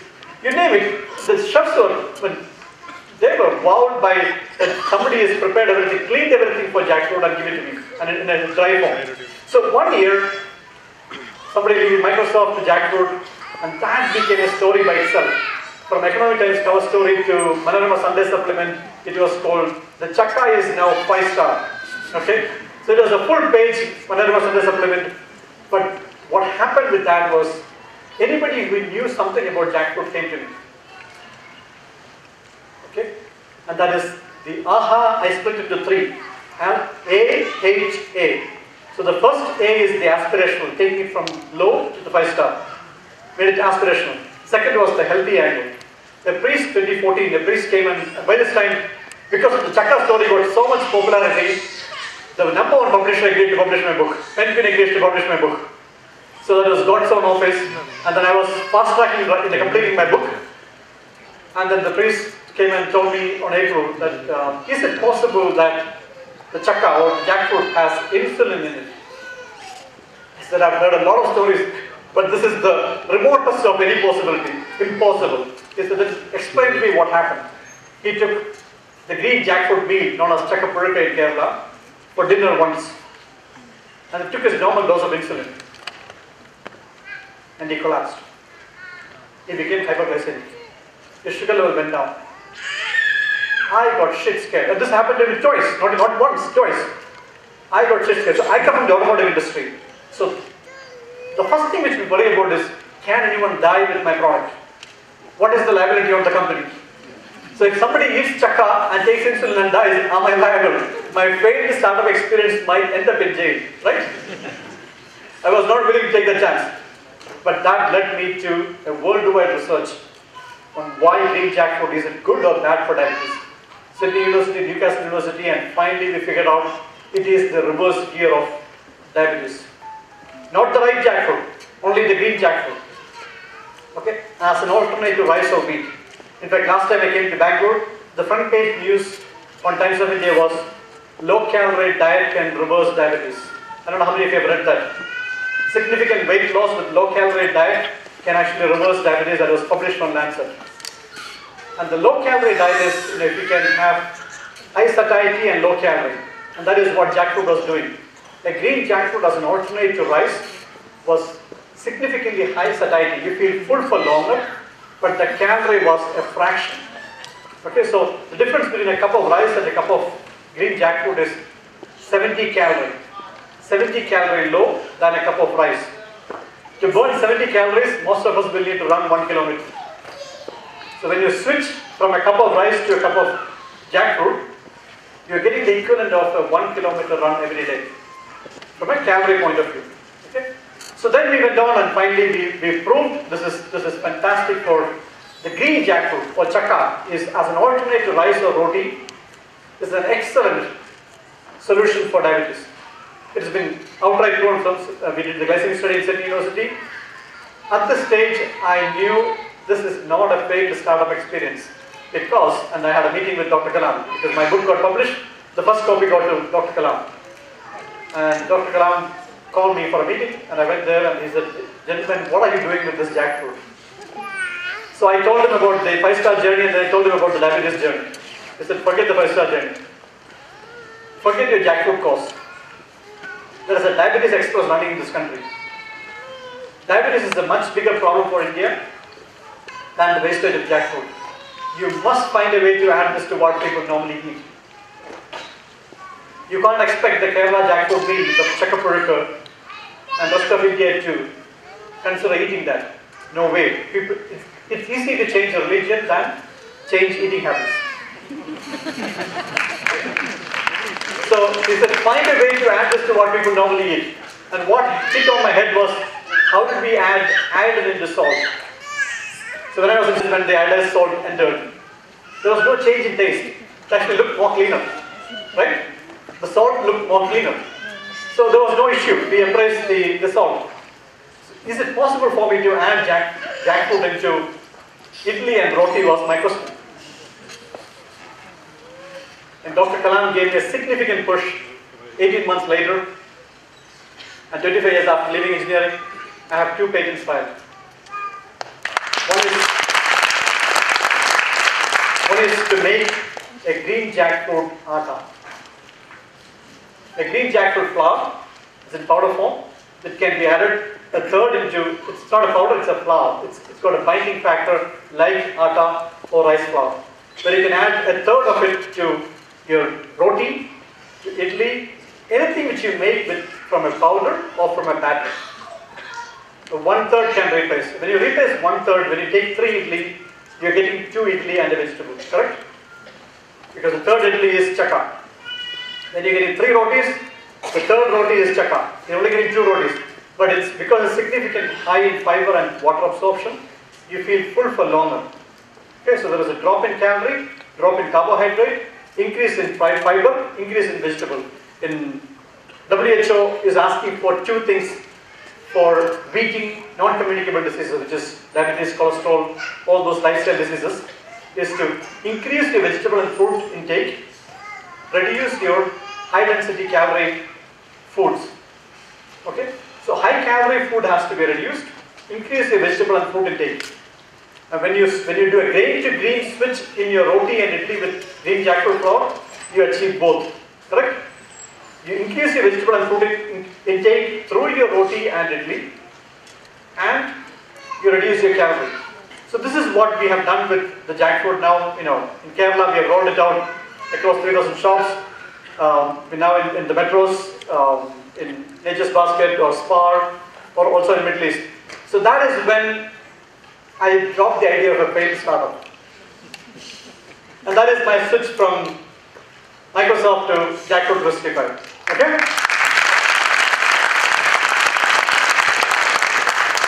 And that is not what I came here to talk about. This was set up this morning, by the way. So I came here to talk about my own experience with the mid-career crisis. what I call the external, what I told you was the internal crisis within me, right, to do something else. But the external career crisis, something which, and I started off in the automotive industry in manufacturing, then worked with 3M, Ford, and then took the leap, like most Indian professionals, into the IT world. I got my H-1B visa, I landed up in the US.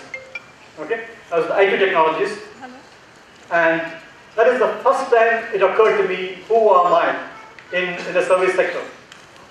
Okay, because when I was in the manufacturing sector, the first time in IT, when I was asked to punch in the timesheet, suddenly a shockwave went through my head. Why am I punching in a timesheet? Why am I adding the hours spent on a client? And this only happened to me when I was in manufacturing. We bought a sheet metal press, which was the biggest capital expenditure for the company. And the accountant would come and stand there and say, okay, put a timesheet here. Keep the machine running. Keep the machine running. He would say, okay, look, when the assembly line is running, I'll run the press. He said, no. The entire ROI or the business case was put to buy the sheet metal press was based on this press will be running 3 shifts 24/7. So if any minute if it stops, you couldn't buy this. So as an accountant, I want to see this press running all the time. Okay? So the timesheet was put on the press. So James Joseph became the sheet metal press in that company, correct? That is why I needed a timesheet. So you are an asset of the company. Because the company doesn't have anything else. Employee is the largest asset of the company, right? In service sector, employee is the largest asset of the company. And then, all going great. .com bust, 9/11. We were a team of 60, came down to 6. External factors, right? Everything collapsed. And every quarter, I had to go through this. It's a painful process, right? When you let go of that too, fully pregnant employees, you have no choice, and this is all happening in front of your eyes. Painful. And for people, these are managers and close friends of the camaraderie of Indian professionals in the US. You're all immigrants and you're like family, right? And you have to let go one of your close friends. It's a painful process, right? And once my pink slip was ready, but last minute it was taken away. Next day when I came to office, my card didn't work. My access badge didn't work. But at this time, I knew this is reality, right? This is something which you have to anticipate. But in the US, if you get laid off as an H-1B employee, it's not just a financial loss. You have to relocate the whole family. How unsettling is that for the family, right? So I realized this is too much of a risk for my family. So how do I mitigate that? So we then moved to Europe, where my wife could also work. So we were based in the UK. My wife was working. But by this time, I knew this is the reality of service sector. Like, you have to. This has nothing to do with your manager. This has nothing to do with your own company. There are external factors which can cause this. So you have to be prepared. So then 2004, it happened again. The new company. But at the time, nothing changed for me. And I was on the verge of buying a house. And I had to make a decision, do I make that financial commitment or not? And I can tell you, after knowing this, I went ahead and bought the house. I continued because I had prepared myself for any eventuality. And then guess what? 8 months later, my biggest break in my career, I joined Microsoft. Okay, then I was working in Microsoft, and then 2007, I moved back to India. 2008, what happened in India? Right? Boom. So 2000, 2004, 2008. Every 4 years this is happening, right? So 2008, another major set of, the Lehman Brothers, all of that is coming down, right? So that time I looked at, what do I do? In India, at least you don't have to worry about moving, right? You don't have to worry about leaving. So it's only financial. So, and then I decided, okay, what else can I do? I moved my family from Bangalore to Kochi. So I'm living in Kerala, work from home. There was a 30% cost of living reduction. Moving from Bangalore to Kochi, 30% cost of living reduction. And if you do that for 4 years, you get 1 year's pay, correct? So that was my seed fund to start Jackfruit 365. So I did that 4 years from Kerala with the Bangalore job, and that I took a year off using that 1 year's pay. Okay? So that is my 4 years of experience of getting from the external factors. Then we also talk about, I think during the panel discussion, we can talk about the internal factors. Right? But at this stage, do you have any questions? And feel free to open up to do with Jackfruit or to do with mid-career crisis. In fact, it's so difficult to say that. Because there is another word which is most common, midlife crisis, right? So mid-career crisis.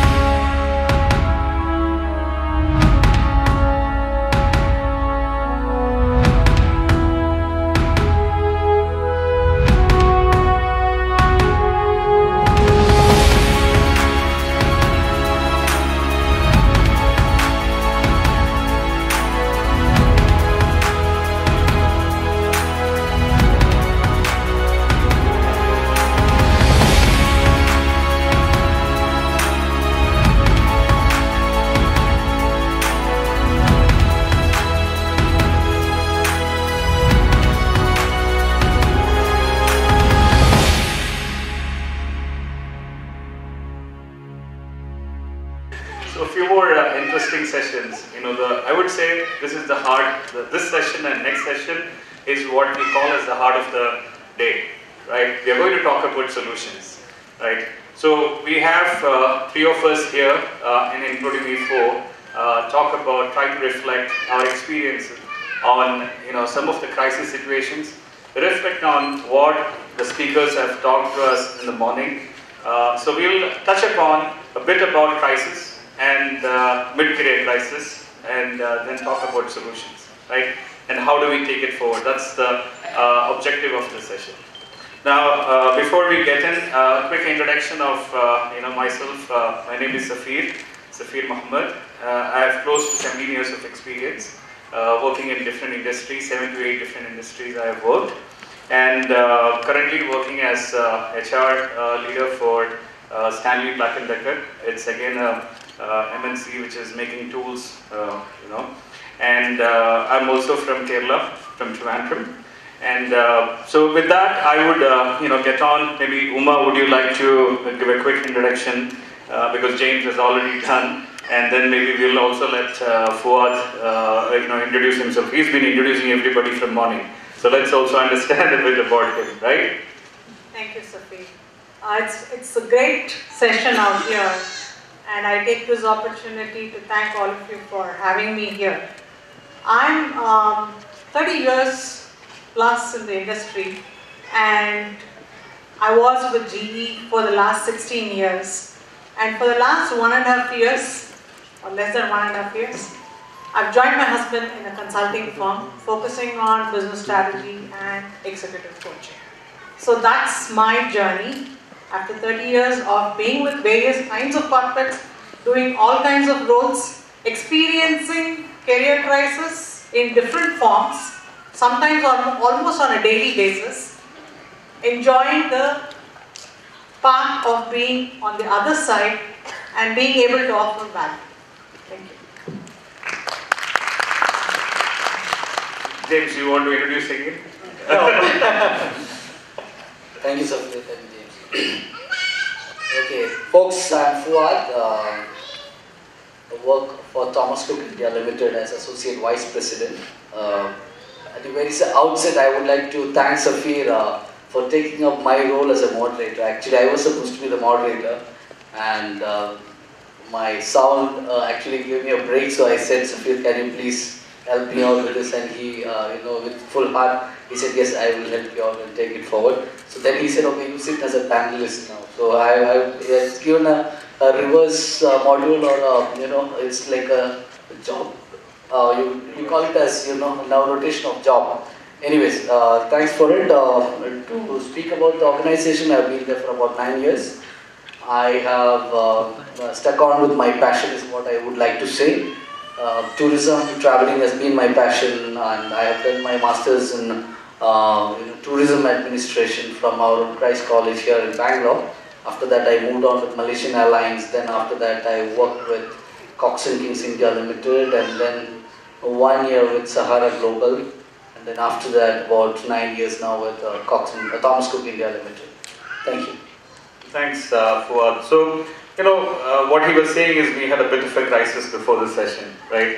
And but we said, okay, we'll move on, right? So, we talked. If we reflect what we did, the whole from morning 10:30 till now, right? We have speakers coming and talking about the crisis and career challenges, especially people who are at 10, 15 years of experience, some of the challenges which they are going to face. And I think it was Rajiv who mentioned in the previous session that there are a lot of millennials, 50s, huge percentage of workforce which is going to come is millennials and people who are experienced and with grey hairs. They have a lot of challenges ahead of the curve, right? So we talked about, a bit about this. Now, maybe, I would start with Uma. We've been hearing James a lot, so I will not ask a few questions to James for initial some time, and maybe we'll start with the experienced person here. So Uma, I think our topic is about solutions, right? But specifically, I would maybe like to start upon the most powerful one, right? So what do you think, does mindset is an important aspect when you look at a solution? Absolutely. I mean, even if you think about it from a crisis perspective, what creates crisis is the mindset, right? I think one of the panelists spoke about the position of getting comfortable. The very fact that I'm becoming comfortable is a mindset issue. If I can continue to grow in myself that discomfort, that little bit of discomfort every day, how can I challenge myself? The chances are very high that I will not get into a crisis scenario unless there is an external force which comes in. But even when there is an external force which comes up, do I have to necessarily look at it as a crisis? And I'll take this example. All of us as kids have played with pencils. And most of us would like to have pencils that are full. But we end up breaking the pencil. Now as a parent, when I look at it and when my child brings up a broken pencil, how do I respond? Do I say, oh my God, how the hell can you break it? Or do I turn around and say, it's broken. But now you know what? You have two different pencils. And by the way, the broken side, I can make it sharp on both sides. So you have now three pencils with which you can write. It's a mindset, right? So how I look at the problem, and do I think it's a problem or do I look at it as an opportunity? Yeah. So, it's very interesting, right, the pencil story. So let's say somebody who is 10 years, 12 years of experience, and he is going to, or she's going to, walk to the office in the morning, and like James mentioned before, one day he went, he doesn't have the access there. When somebody walk into a scenario like that, it's an extension of mindset, right? What sort of mindset, the person should look at, right? You reach the office in the morning and you come to know that, hey, thanks for what you have done in the last 10, 12 years. It's amazing, but maybe, can you just wrap up? And thanks. In that scenario, how do you actually, apply this mindset solution? Well, that's a very valid question, right? And extreme scenarios of that nature do happen. It was not common in India before, but now it does happen.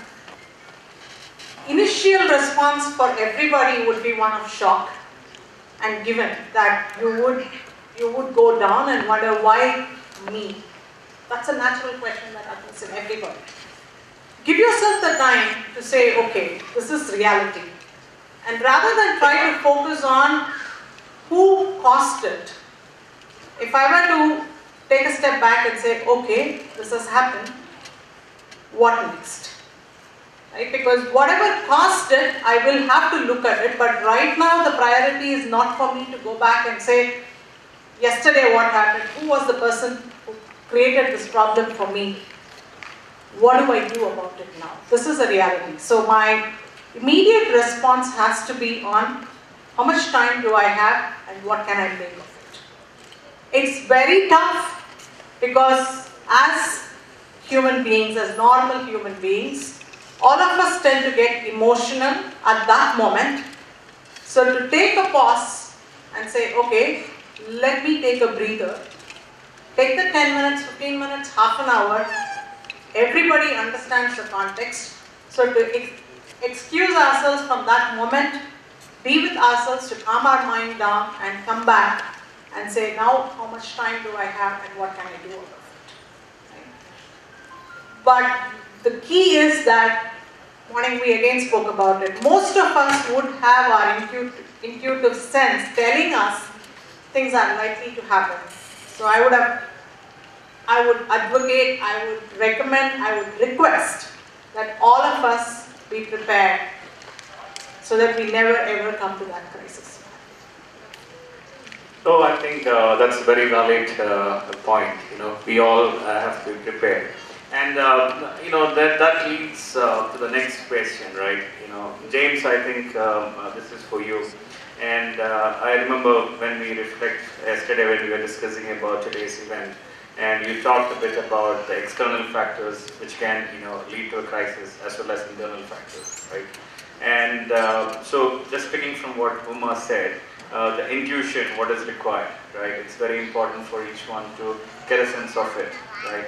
So can you touch upon a bit the factors, which could be internal, external, as well as a bit about, before a situation like this happens, what should we do? Okay, so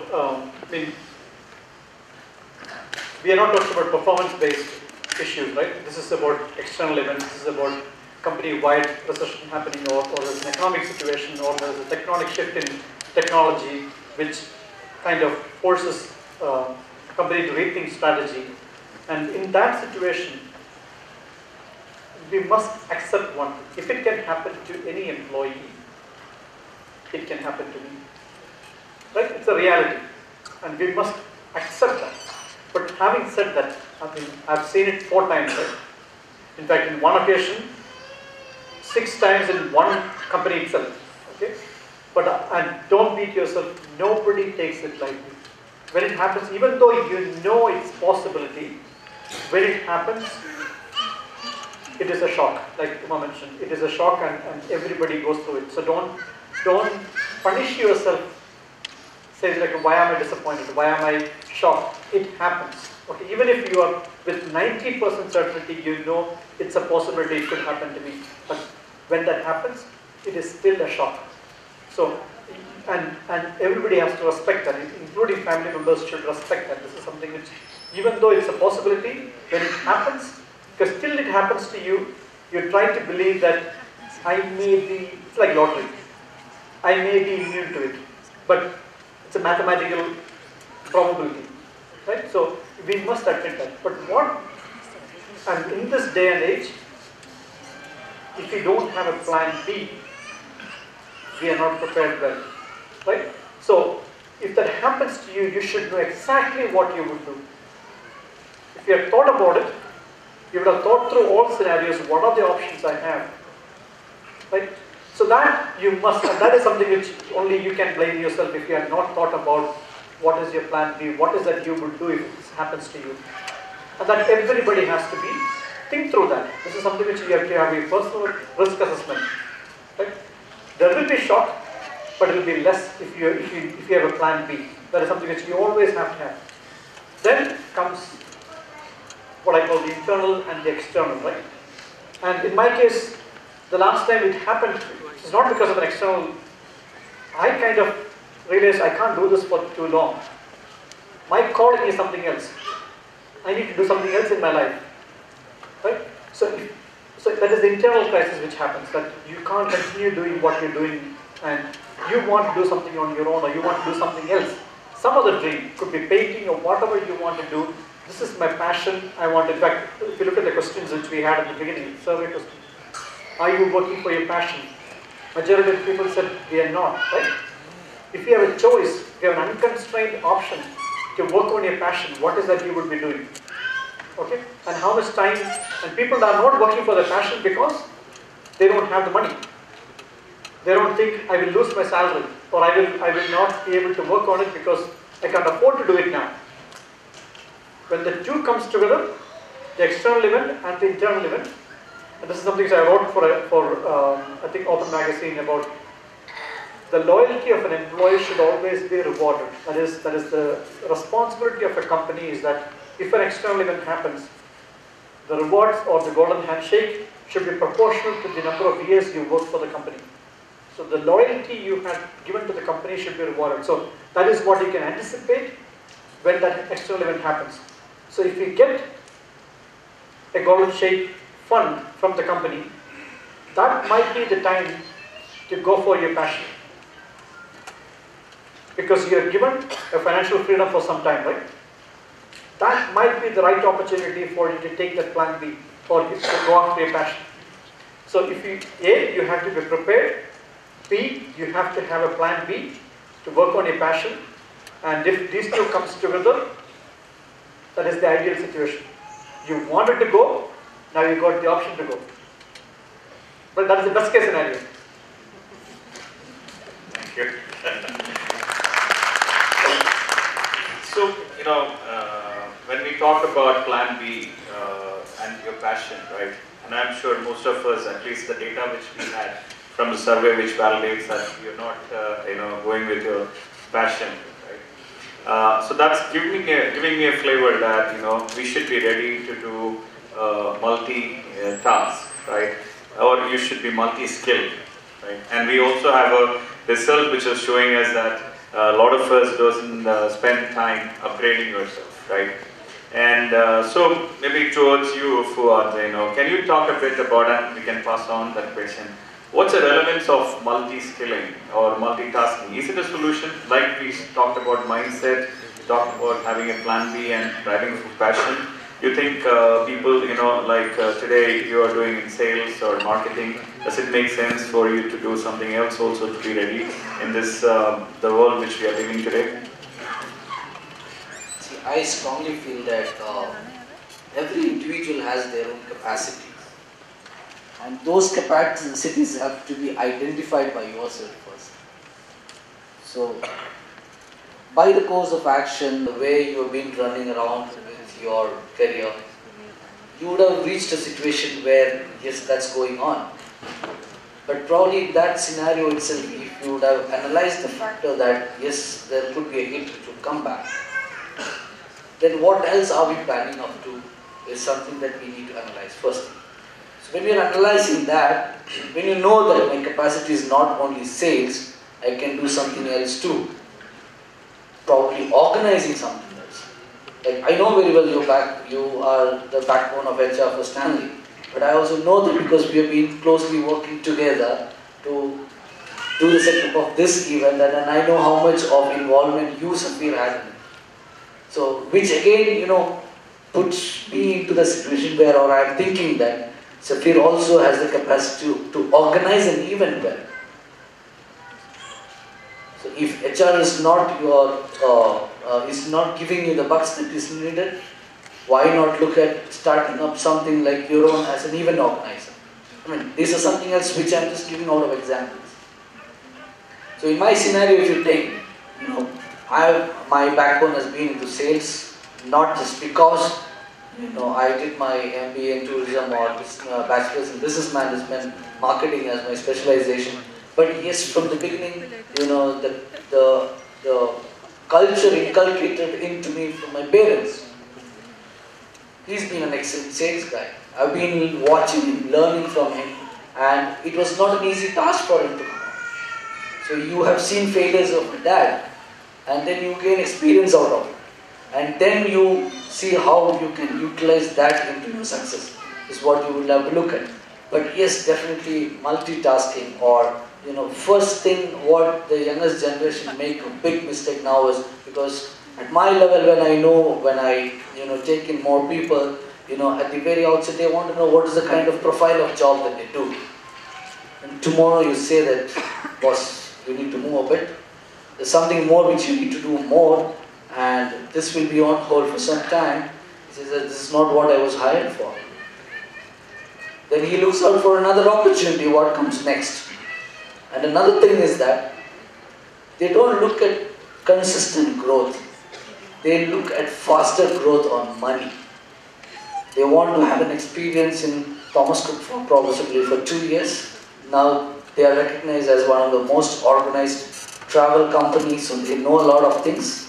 And then he pitches into another different segment of travel and tourism, where they're going to pay him almost 60 or 80% higher. So what happens is here is that we know what is the kind of profit or the bottom line or the EBIT that you can get at the end of the year. And if you're going to end up with the same kind of an organization who's going to pay you more up to the level of 80% or 60%, tomorrow there could be a crash coming on, and that crash would be a very bad crash. But if you look at a lady who is not working, but at the same time, she would have family to run, she would have kids to manage, and multiple things, right? And I would like to hear from you, Uma. And some of them actually, after a couple of years, they say, it's a tough job, right? I need to manage a husband and who has a lot of challenges with office. At the same time, I need to manage little ones. And I have taken my career, a backseat. It's not because I was not good. I decided that I want to take care of a bigger responsibility than that. And so that's also a mid-career crisis, right? Because they're in a bigger job than many of us are. So how do you, put some thoughts and pointers on this, Uma? So to those women and men who've been balancing and providing the necessary support, and it's no joke. Right? A lot of times we do underestimate what they do, and the sensitivity that we as people who are working can show or share will go a long way. But the other side, the women can also start focusing on themselves. Right? A lot of times we are our limitations. We think that we need to do everything for somebody else. That's not the case. People are well capable of managing themselves. For kids, I can understand, but even kids, after a particular age, if we want them to grow up as responsible adults, we need to start involving them in various aspects of our home, right? Or various aspects of what we do. So be it our spouse, be it our kids, be it anybody else that we are part of as a family, we can start involving them in the day-to-day activities, so that no one person starts feeling that the load is on them, right? And the other way around, if I can start involving my spouse in my decisions, it shows the value. That I'm not underestimating somebody who is at home as a person who doesn't understand the market, who doesn't understand the industry, who doesn't understand what I'm going through. But if I start involving them and saying, hey, you know what, I value what you think. I value your opinion. I value your inputs. You are observing me day in and day out. What do you think I need to do differently? I think it brings out a lot more. Other aspect I would also say is, we speak about lack of time. Right? I saw that survey which said that there is a lack of time for all of us, irrespective of what we do. That is something which we all give as an excuse to ourselves. Forget anybody else. I can go tell my husband, hey, I don't have time for you. Fine, he may even buy it. But the sad part is, I'm not trying to fool him. I'm trying to fool myself when I say I don't have time. And the longer I keep saying that, chances are very high that I will start believing in it. And at the end of the day, the person who's going to suffer is not somebody else, it's me.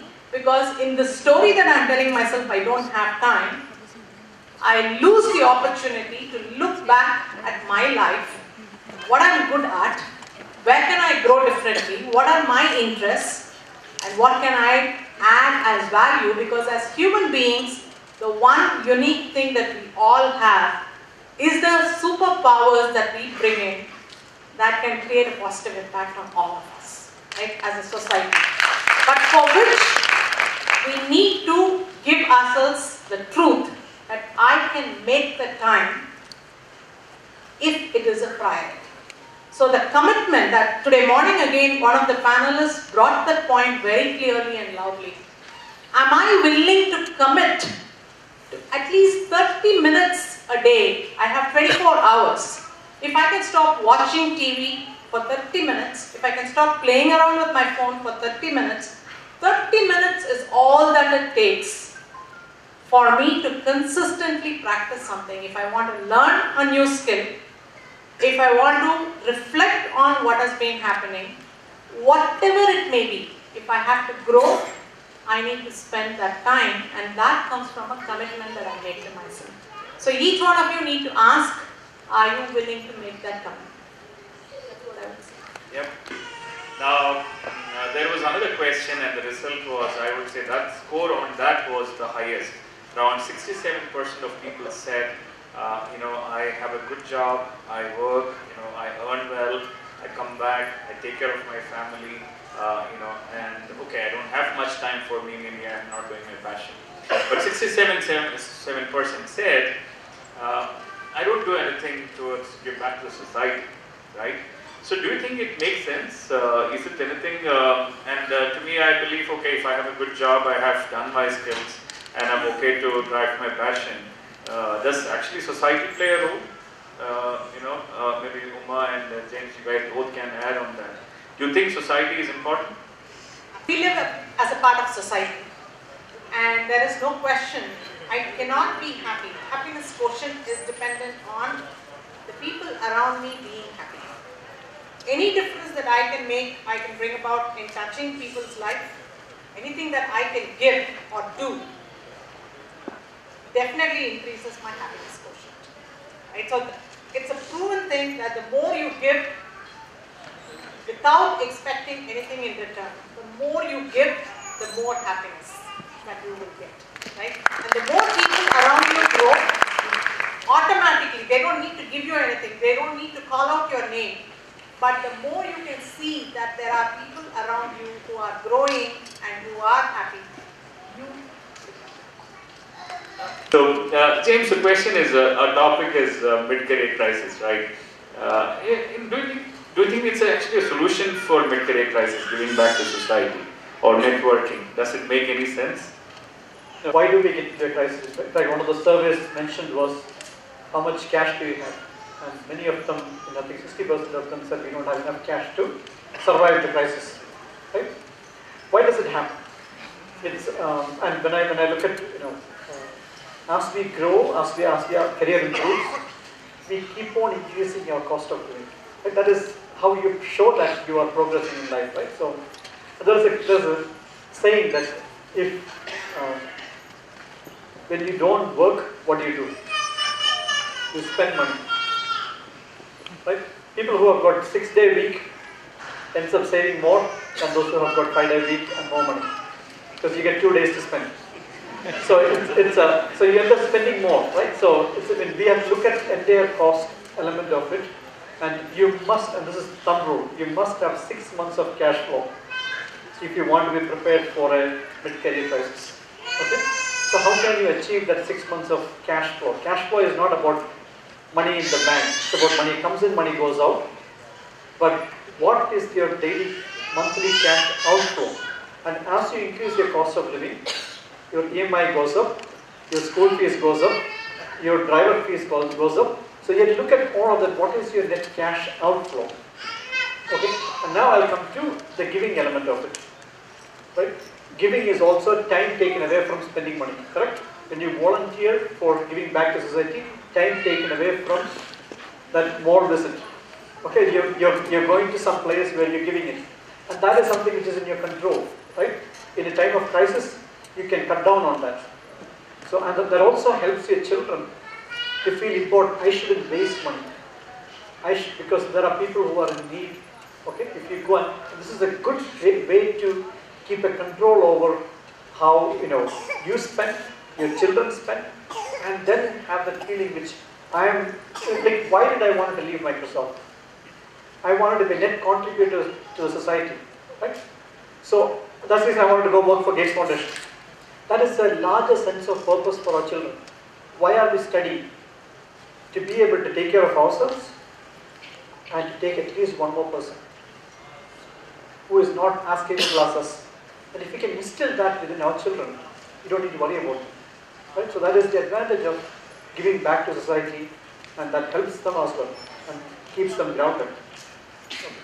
So then, there's one last comment I would mention about in terms of finances. And, so there's a saying which I grew up in my childhood. My father used to say, in good times if you plant 10 trees, in bad times you can eat 10 fruits. Take that in the context of volunteering your time as well as you're investing into small startups. In good times, invest and support them, and in bad times, maybe one of them might be an opportunity.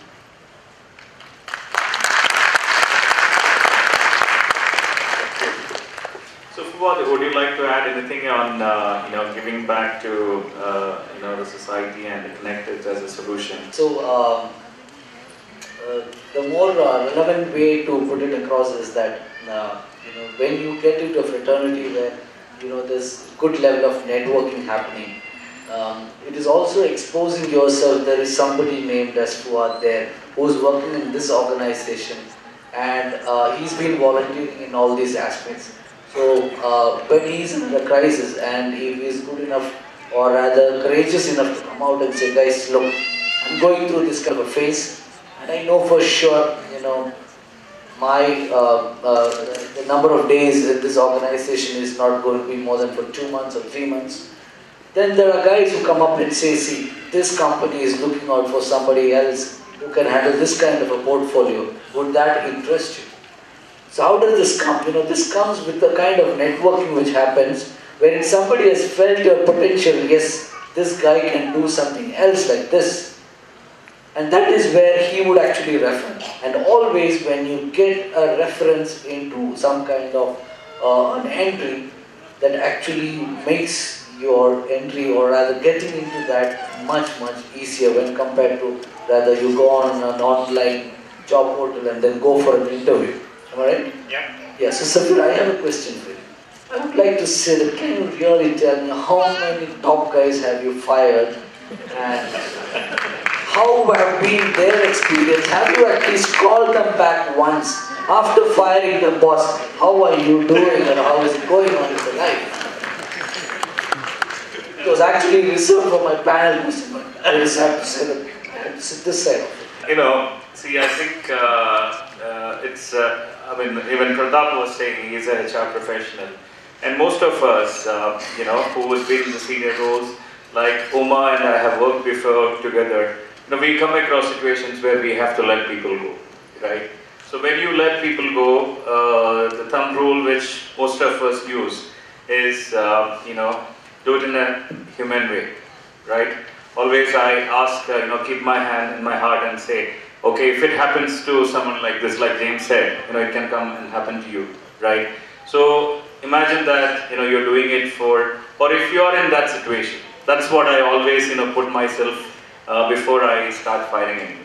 Right? I would say, you're going to fire someone, imagine you're going to go through the situation. If you're going to go through that situation or someone very close to you going to go through that situation, how you would take care of that, right? So once you, put yourself in that, I think automatically you will be able to do that humane approach. That's what I have done. And for example, when we started this discussion about this event in December, the same day, I have to fly down to Mumbai, and this meeting was on, I think, Thursday, or week after. So I was telling them how I have fired a CEO, right? I've reached Mumbai at 10:30 flight in the night because nobody told him that I'm traveling there. The global CEO for that business Pacific, he has come down a day before, and he had a dinner at Taj in Mumbai, and they had a very nice dinner. And next day morning, because me and the CEO, we both were staying in the same hotel, and in the morning 7 o'clock we got up and we had a plan. And by 9, we reached the office, and he was there. He was surprised to see me. In fact, he's a good friend, and that's part of your job, right? Some things when you do in your job, you need to make a balance. You can't give a heads up to the person, okay, though you're a friend, you'll get fired. But yeah, I mean, we went there, we have done it in a very, very human, respectful manner, right? And we had a town hall with the team, and we said, hey, he has decided to move on. He's been telling us for the last 2 months or 3 months. We didn't want to announce that, and it's business critical. And so now he decided to move. Today is his last day, and we had a farewell dinner yesterday, which I think the CEO has done it. But that was the situation, right? But we did few things, which is make sure his finances are taken care in the right manner.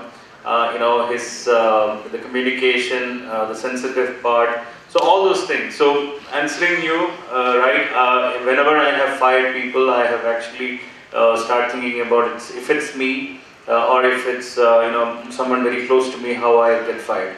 I walked this person outside the office and we went for a cup of tea, we had a chat. Believe me, in half an hour we had a catch up, and then we hugged each other, and then only he left. And mid-career crisis session when I was doing, I sent him the teaser also. I said, hey, there's a session happening and I know that, so he said, no, don't worry, I've taken a break. Now I'm having 2 weeks break, and after that I'll figure out something. So it's important to do it in that human way. And I believe Shoaib also mentioned this in the afternoon. So whenever you do your job, right, it's an element of the human approach, as well as you have to be justify what you're doing in your job, right? That's what I would say. Yeah. Any more question, or can I ask question? So getting back out, you guys, Uma, would you like to share your experience when you have gone through this scenario? And BFL, I was working for BFL Software, very well known at that time. BFL acquired a company, and the acquired company CEO became the joint entity's CEO. And any acquisition goes through its own hell of a turn. And I was heading products at that time, and Indian services companies were not known to be great on products. And so the new CEO, who was very well known for his eccentric behavior, but a very intelligent person. He's an ex-city banker. He came in, and the first staff meeting he had, he pointed to me and said, Uma, I'm giving you half an hour. You can decide what you want to do. I'm shutting down, I'm taking the decision to shut down products. I'm willing to invest in you. You can go out of the company and start your own company, and I will incubate you, right? And this product can continue to survive. Or you wrap it all up and you come back, and I will get you a new role. I don't want to be supporting products any longer. And we had 100+ people who were a part of the products. Now, so this is not just about me, but it is about the entire team. And here I have been leading this products division, giving this huge gyan about how passionate we are, and that too in healthcare, and how we are adding value to the whole world, and all the story, right? And going back out of the staff meeting and telling my people, by the way, no more products, so we've got to figure out. So the initial response was, okay, I know I don't have a job, but maybe I will have a job, I don't know, but first priority is to make a decision and then figure out what's going to happen. But how come nobody told me anything? The outgoing CEO, just yesterday he reviewed this, he could have at least given me a heads up. But nobody said anything, and it was, that initial response was one of, shit, why the hell is this happening to me? Right? And then I had to talk myself into it to say, this is not about me, this is a business decision. And he's right in his own way to take that decision, so now what do I do? So then I went back and spoke to him. A lot of times what happens in a crisis like this is, we assume that we are a problem, or we assume that the other person is against us, and we start building thoughts supporting this whole process, right? The first thing to do is to cut it all out and say, okay, let's be rational about it. This is a business decision, it's not about me, it's not about the other person. What can I do? So I needed to buy more time. So I went back to my boss and told him, hey, I need a month's time at least. The decision is made, I don't want to be an entrepreneur. I will continue. I don't know what job you're going to give me, but I need to make sure that every one of my 100 people will be pleased. He said, no guarantees. We'll figure out and we'll work through it. So the whole thing was about I had to take a call on what to do with the team. There were a few people we had to let go because they did not have the necessary competencies from the organization's viewpoint. But we placed them elsewhere. Now that's the external crisis. Now I'll also talk about the internal crisis like the way James mentioned. I wanted to be a CIO. That was one of the aspirations that I had coming into GE, and not when I came into GE, but after being with GE for a few years, it naturally comes up because of the whole energy of GE. So I became the healthcare business CIO in 2011, and the first staff meeting that I had with my team, somebody asked me the question, what's your next move? It always happens, definition of success, right? Until the point I got to that place of being a CIO, my definition of success was becoming a CIO. It was very, very role, title aligned. The day I got that position, not even the position, the day I got the call from the CIO who gave me that role, it was done. The happiness was there for 5 minutes. After that, it wasn't there, right? Then the next question is, what is it next? Is this who I want to be? Is this what I want to be? I've already achieved it, right? Now, how well I perform is a different matter. But the aspiration was changed, and when the team therefore asked me, what do you see for yourself? I said, I will be out of GE after this business. I don't want to be a part of GE any longer. Whenever I complete this role, this is what it is. I want to go and work with people. Especially I want to be working with people who need healing, right? Somewhere along my journey, I found that my strengths, apart from technology and apart from strategy and things like that, I enjoyed working with people, helping them grow. I enjoyed working with people who had serious health issues and being able to work with them in the healing space. So I said, I want to work with terminally ill people and help them pass on. I want to work with people who have challenges about viewing themselves and help them become successful. That's what I want to be. Now, I said that, but I didn't do anything about it until I had one more personal crisis, midlife crisis, with health of people around you. And then I started thinking, is this what I want to do? Is this what I want to do? But I was enjoying the business side of what I was doing. Right? What happens is when you start talking about your interest, this is an input to everybody, right? Sometimes we think we are being open and we are being transparent, we are being honest about who we are and what we are. And what you said about sharing with Ravi Venkatesh, I've done that many times. I've spoken to my boss, I've spoken to my HR leaders, saying, hey, I don't want to continue in GE for too long. Whenever it's right, I want to move out. So then people think that, okay, you're not serious about it, okay, you're going forward. So you're going to be out sooner or later, right? So things like that happen. There was a point in time where the organization also was going through a change, huge change, and they asked me, do you want to come in and take on a role which will lead this transformation? I said, no, it's not something I want to do. I don't believe in this transformation, and I don't think I can do it. So it's very important, it was very important. One of my values is being authentic. So I said, I cannot be a part of this transformation. I don't want to be a part of this. And I know what it means. It means that I will have to exit the organization. And I'm willing to do that, right? So I had set my own targets, I had set my own goals, and I was very clear that I will not be part of something which I don't believe in, and I have other aspirations, and I've been talking about it, so it's time for me to go. And that was the decision which finally led me to move out of GE, where I was on the other side and I said, but I am taking charge. It's not that GE is forcing me to go, but I want to go. GE is helping me go do what I really want to do. Right? So on both sides, it is about that point of knowing what you want, planning for it, and believing that you have what it takes to go after and do things in the right way. So we should, each one of us, we should try and figure out what is that we really want to do, and we might ask ourselves, are we in the right field, right? Look at some of the things what we have done, like what some of us have done. You have two people sitting here who has taken that, the risk, or I would say leveraged the uncertainty, right? And I can see both of them successful, right? Both Uma as well as James, right? They have taken those calls, and we know that a lot of other folks also. So understand and take that call. That would be the biggest solution, I would say. Though we talked about things like Plan B and emergency fund, networking, but a few takeaways is definitely, take time for yourself. Make sure that you go for your passion as well as take it from there.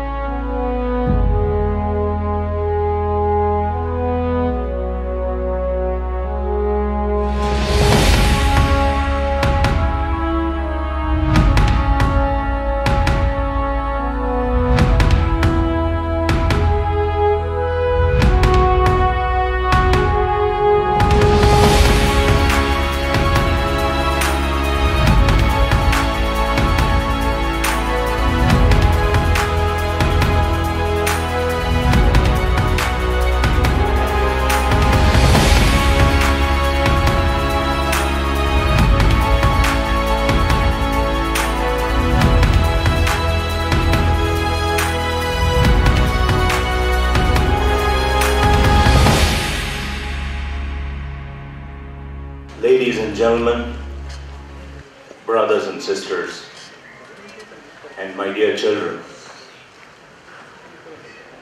I'm overwhelmed at this moment after hearing some towering personalities, and I don't know whether I'm qualified enough to speak in front of giants here. And I come from a completely different field. I come from medicine. I'm a practicing physician, and I'm quite involved with diabetes, sir. I'm very interested in jackfruit after this. Amazing. I'm in the same business too. I've been asked to speak about something that I have not really experienced myself. I have never worked for anybody in my life. I've never drawn a salary, and I'm quite well off, alhamdulillah. Not from my father's money, but on my own. And therefore, I understand mid-career crisis only from the experiences of other people with whom I interact frequently, and I understand other people. All my business, all my time is spent in talking. That's what I do with people. I interact all the time. And therefore, I do have some insights that I would really like to share with you. When we speak about mid-career crisis, we need to understand, like Ms. Uma here was speaking, that it's only a part of the mid-life crisis that everybody gets into. So let's look at the larger perspective, not just the mid-career crisis, but also the mid-life crisis. Just broadening the horizons. Midlife crisis has to do more with directions, with purposes, the whys of life. Why? Why am I here? What am I doing? Where do I go? What is my goal? I mean, when you challenge yourself and ask these questions, let me give you something. I was quite a decent student when I was in 12th grade. Well, 10th grade. I got a National Merit Scholarship and they gave me something at 10th standard. And then, I have no idea why I chose science. In fact, the chap who got the highest rank in my school in Bangalore, a chap called Balakrishna, he went into commerce. He was sure he wanted to do CA. And I wouldn't understand why would a brilliant guy go into science, into commerce. I thought commerce and arts was for people who don't study well. So, we went into science because everybody was taking science. Then I got a seat both in medicine and engineering. I had no idea that there are other things in life to do. And then the first interview was medicine, and I took the medicine course, and I got a seat also in the NIT in Suratgal. But because they took away my marks card, I thought no point going for the engineering interview. And then I did medicine, and then like everybody wrote the All India entrance and got an anesthesia seat in Bombay, went to Bombay, and then I got a surgery seat in PGI Chandigarh, which is a national institute, and I completed it from there. I became a vascular surgeon, and then my entire family migrated to America, and I went to America. I had no idea why. Did I decide? No, I did not. But then, once I finished my residency in the United States, I said, I'm going home. I was awarded the Chairman's Award for Excellence in Medical Knowledge there by the University of Medicine and Dentistry in New Jersey. My boss said, are you crazy? I'll give you a gastroenterology fellowship here. I will give you what you want. I will give you a recommendation. I'll give you the chief residency here. I said, sir, I'm going home. He said, who taught you manners? I am the chairman of this institution. I am calling you and giving you all these positions, and you tell me on my face that you don't want it? You should say, thank you very much, sir. I'm impressed. I'm so happy you're giving me this, but I will consider this and come back tomorrow. He taught me some manners. But the point is, at the age of 30 or so, I made my own decisions. Till then, we were just flowing through. And most of us flow through our careers. We don't make our own decisions. Why am I joining IBM? Does it serve a purpose? Most of us don't even have a purpose in life. Don't even have a direction in life. And don't even have a defined understanding of what success is all about. I'm sure Miss Uma would be very looking back and say, what kind of an idea did I have about success? Being a CIO of a company, and that success, impossible. That cannot be success. Ask people who have been, seen, and done. Ask them all about it, and they'll say, oh, that's not success. I'm sure the jackfruit venture is 1,000 times, million times more. It makes Joe more happy than ever Microsoft or any other company did. Why, Joe, do you agree on that? I'm sure he would. And that's what he just said. In this fast-paced world, where the only constant is change, there's that famous story about who moved my cheese. The cheese keeps moving. Only the people who think, who ask questions, who change themselves, who perceive a change coming, these are the people who will survive. Friends, several panelists have been talking about the internal crisis and the external crisis. The crisis is both ways. There's an internal aspect to it, there's an external aspect to it. I'm going to focus more on the internal aspect of the crisis that we talk about. Crisis, friends, is mostly a ghost, a fear, a scare. It's not real. You know, like, I'm not sure how many of you believe ghosts are real. If you do, you... It's a ghost. You know, it's a small truth. You know, somebody got fired somewhere. Maybe 1,000 got fired. But what is it when compared to the larger world? A small truth gets multiplied to look big and scary. You know what? That guy got fired. How many of you are working proportionately? One needs to look at that too. That scare is actually serving somebody's needs. It's like they say, you know, terrorism, and people are making careers out of it. And somebody's becoming a president out of it. Somebody's becoming a prime minister out of it. But when they said that in America, less people die of terrorism than furniture accidents and furniture failure for 1 year. That's the reality. But then it gets multiplied so many times just to keep you working overtime and to keep you on your toes and to make you slaves and to serve the companies that want you like that. Friends, what are the symptoms of a mid-career crisis? How do you know this guy is going through a crisis? Within yourself. Let's not diagnose other people. Let's self-diagnose. Let's introspect ourselves and see, find out, do we really have a mid-career crisis? Is it only when you get fired that you have a mid-career crisis? I disagree with that fact. That's not when you get a mid-career crisis. Mid-career crisis happens when you begin to fear. When you're afraid that you're going to lose your job. Then you get scared that you're going to lose your income. Then you get scared, how am I going to pay my EMI for the next month, for the next year? Is it possible? I'm scared now. I'm stuck. I'm scared that I'll get diabetes. I'm scared of illness. And I'm scared whether I can continue this high-flying lifestyle. What about tomorrow, the anxieties? And then you know that something is cooking inside your heart. Crisis is brewing there. You will know that when you become greedy and jealous. Hey, look at that guy, man. He was below me, and now he's all the way up. He started a venture, and he's all the way up, and where am I? You begin to feel low about it. Then you begin to regret your past. You know, I should have done medicine. I should have done engineering. Look at all these guys, man. I'm just here doing medicine, and the engineer thinks the other way. Regret is a symptom of mid-career, mid-life crisis. The anxieties of future mishaps. The meaningless of our routine. You know, at the age of 40, 45, you get up in the morning and say, what the hell am I doing here?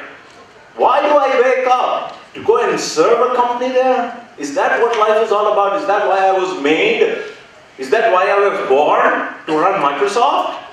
Why am I getting up day in and day out and going all the way to Whitefield? A guy who's in Jayanagar works in Whitefield, 2 hours to go and 2 hours to come back. It's crazy. Is that why you were born? Is that the purpose of your life?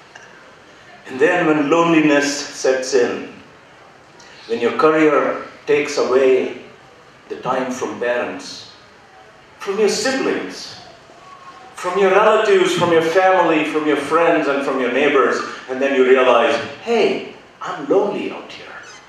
And then you get into that crisis mode. Friends, let's put on our thinking hats and think for a moment.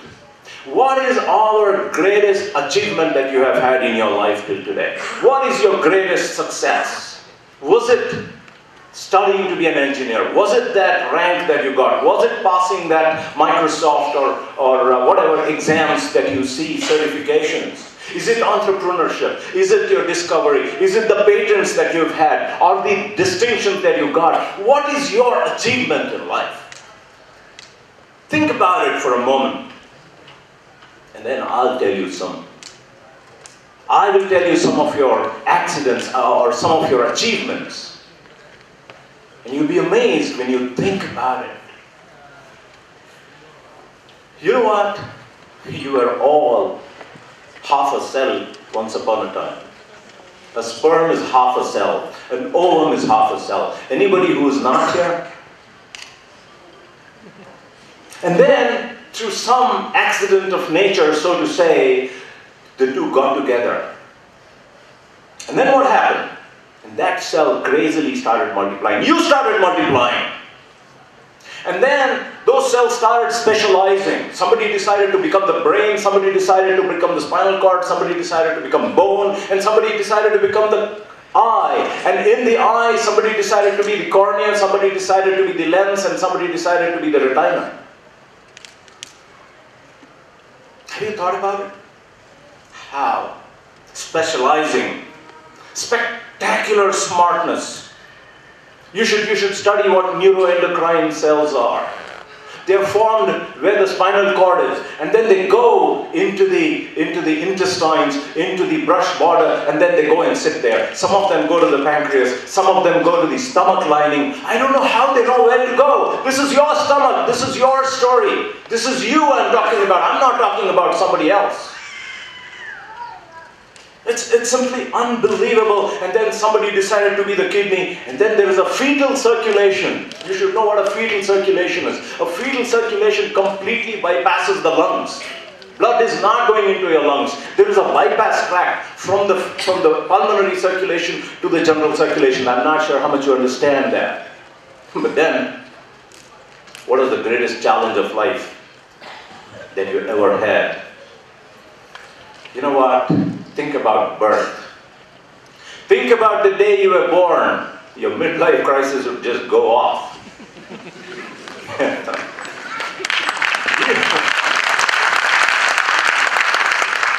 You were in a dark room, in a complete dark room. You couldn't see anything. You couldn't talk. You couldn't move purposefully, and then you were being kicked out. I saw that kick in that ad, you know, that kick, the guy's going all the way up, and then the uterus is kicking you out, and at least there is space there when people kick you out. But when you kick in the uterus, where do you go out? Where do you go? And you can't plan, you don't have a hand, and it's an impossible opening. Have you ever imagined how you came out of that crisis? Somebody pushing you out? How the hell do I get out? Do I put my leg first? Would I head first? Do you ever imagine that I put my head first? How do you think about it? You're a smart guy, Joe. I don't know how you decided to put your head first. You know, until probably 1968 Olympics in Mexico, until Bob Beamon decided to do the Fosbury flip, nobody ever thought that you could do a high jump in the reverse like that, with the head first and the back first. It took so many thousand years for you to understand that the Fosbury flop, or flip, I don't know what that is a better way to jump. So then, there was a particular way in which you did the impossible. Coming out of the smallest possible opening, an impossible opening, you decided and you came out. Did you worry where your food is going to come from? Life was so comfortable in that stomach. You were getting all the nutrients you wanted. It was a strange, different world where you couldn't talk, where you couldn't do nothing. And then you did come out. Anybody here who was not successful?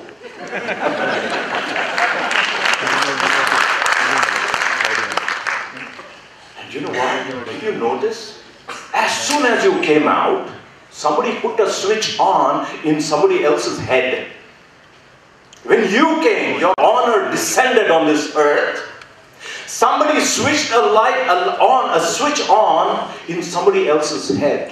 There was a chemical called oxytocin that got secreted in your mother's brain the moment you came out. Not a minute earlier, not a minute late. Do you know that? Do you ever think about it? Who put that switch in? Who put that oxytocin in your mother's head when you came out? And you know what that resulted in? Your honor was greeted with warm, nutritious milk just the way you wanted it. It served everything that you wanted.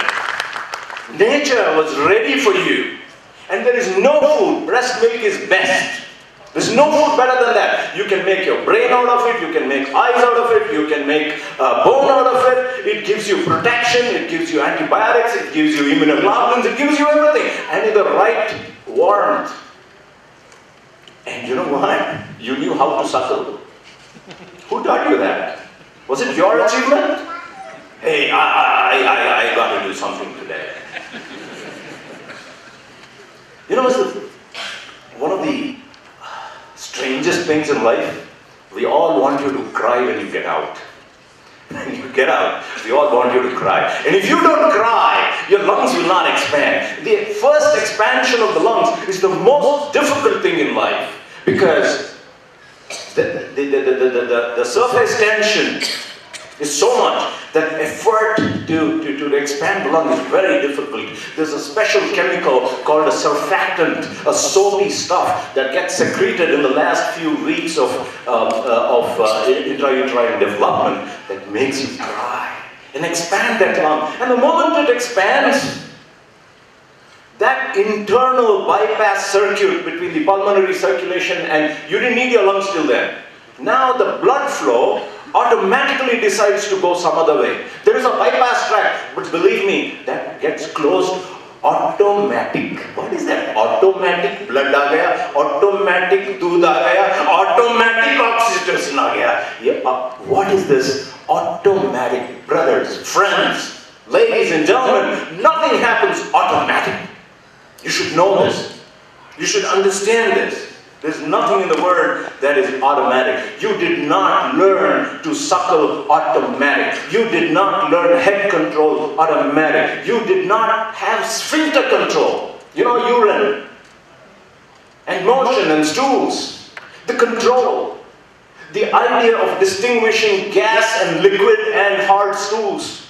Otherwise, we wouldn't be sitting here, friends. I hope you understand that. The ability to read, the ability to understand. What is the greatest achievement of your life? Think about it. Think about the food you eat, the food the animals eat. Was it your achievement that you were born?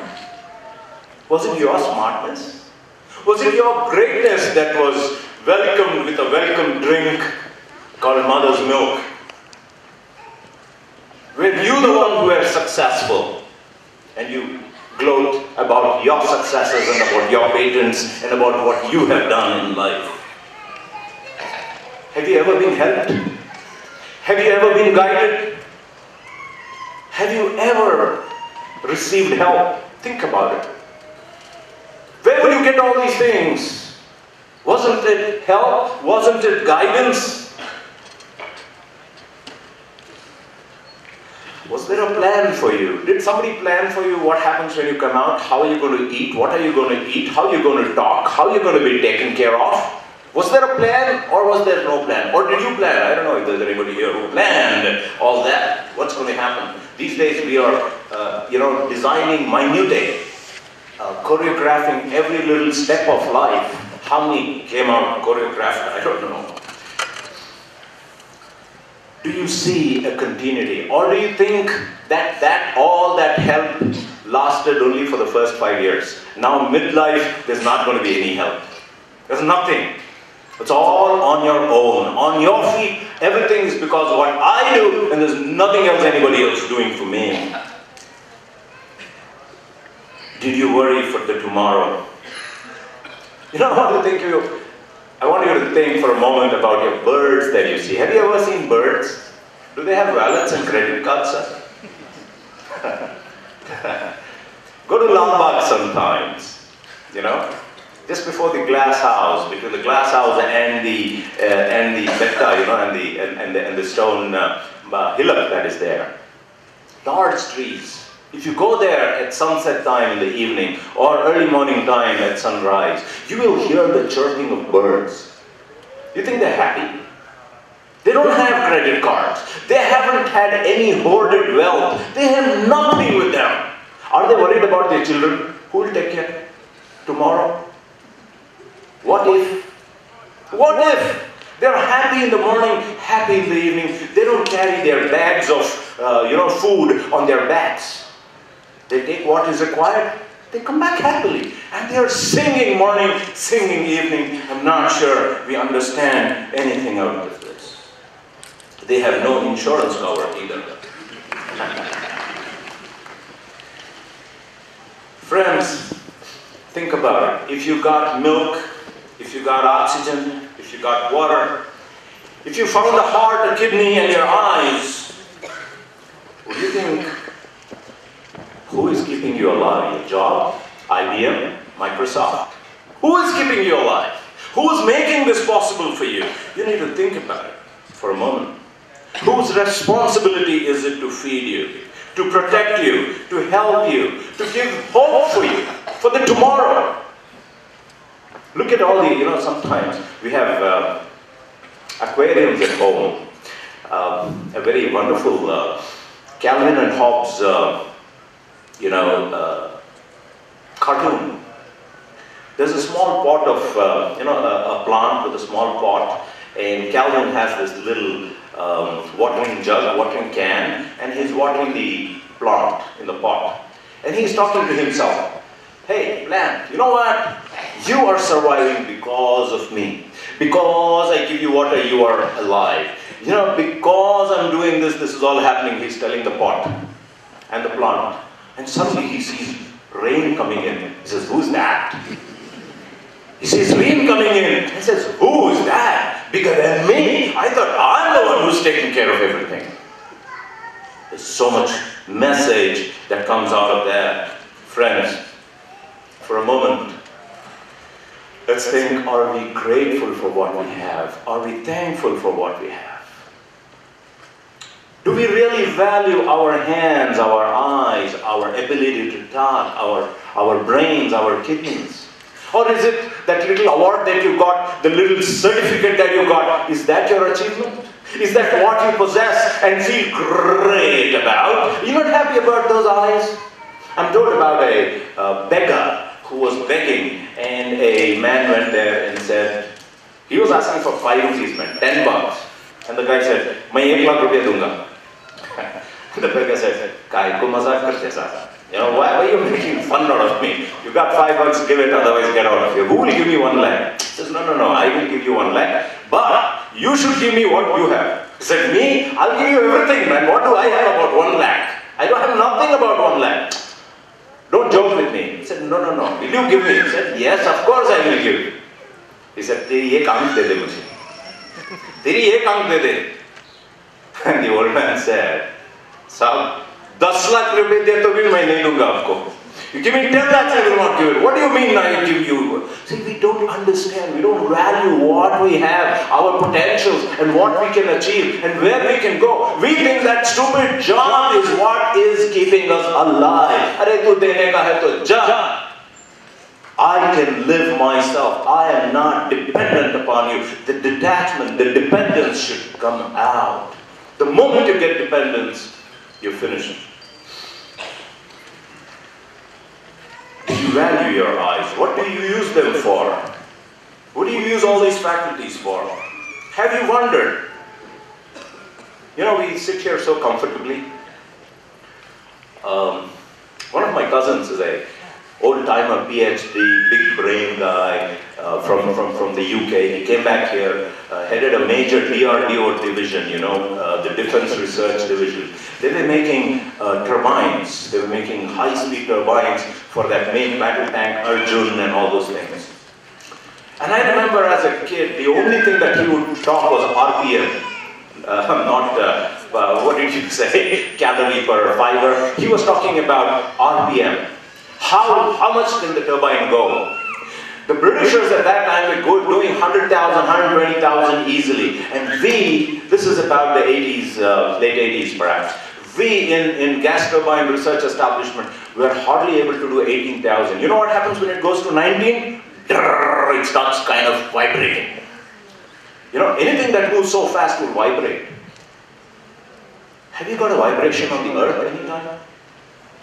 You know how smooth that is? Somebody is holding it together for you. Have you wondered? Why doesn't anything shake up? Why? As a kid, you know, there's so much oxygen outside, the air. Why doesn't it get sucked out into the atmosphere? I mean, into space? Why doesn't it go away? When there's a big air blowing, why doesn't all the oxygen go off? Why is oxygen stored in Earth? Have you thought it's being protected? Even that air cannot go up, and nothing can come from outside in. One of the greatest challenges when they made the space shuttle was the re-entry. When the re-entry was happening, it would burn up. So they put heat shields on it. They made ceramic tiles that could withstand something like 3,000 degrees centigrade. Otherwise, it cannot come back into the atmosphere. It will burn away. We are being protected. Water is flowing underneath our feet without our knowledge. One of the main reasons for this mid-career, mid-life crisis is forgetfulness. Not appreciating all these things in life. Neglecting, not thanking, not being grateful for what we have. Not saying thank you.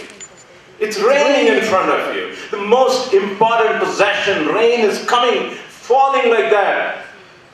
And you don't say, God, thank you. That attitude of thankfulness is something that we have completely forgotten once we enter the IT industry, perhaps.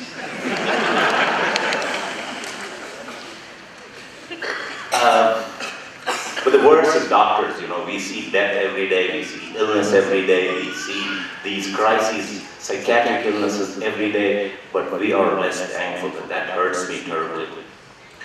Have you wondered how you have been protected from your enemies?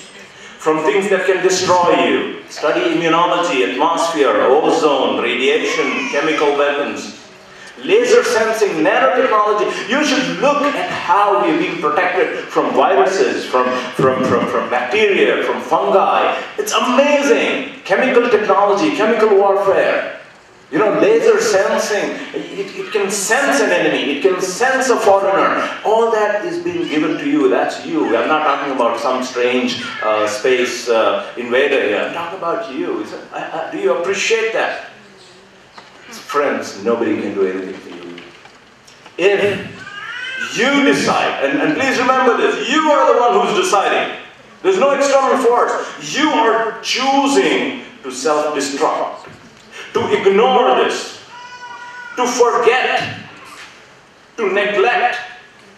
If you choose to undervalue this miracle that you are, you see day in and day out, water pouring out.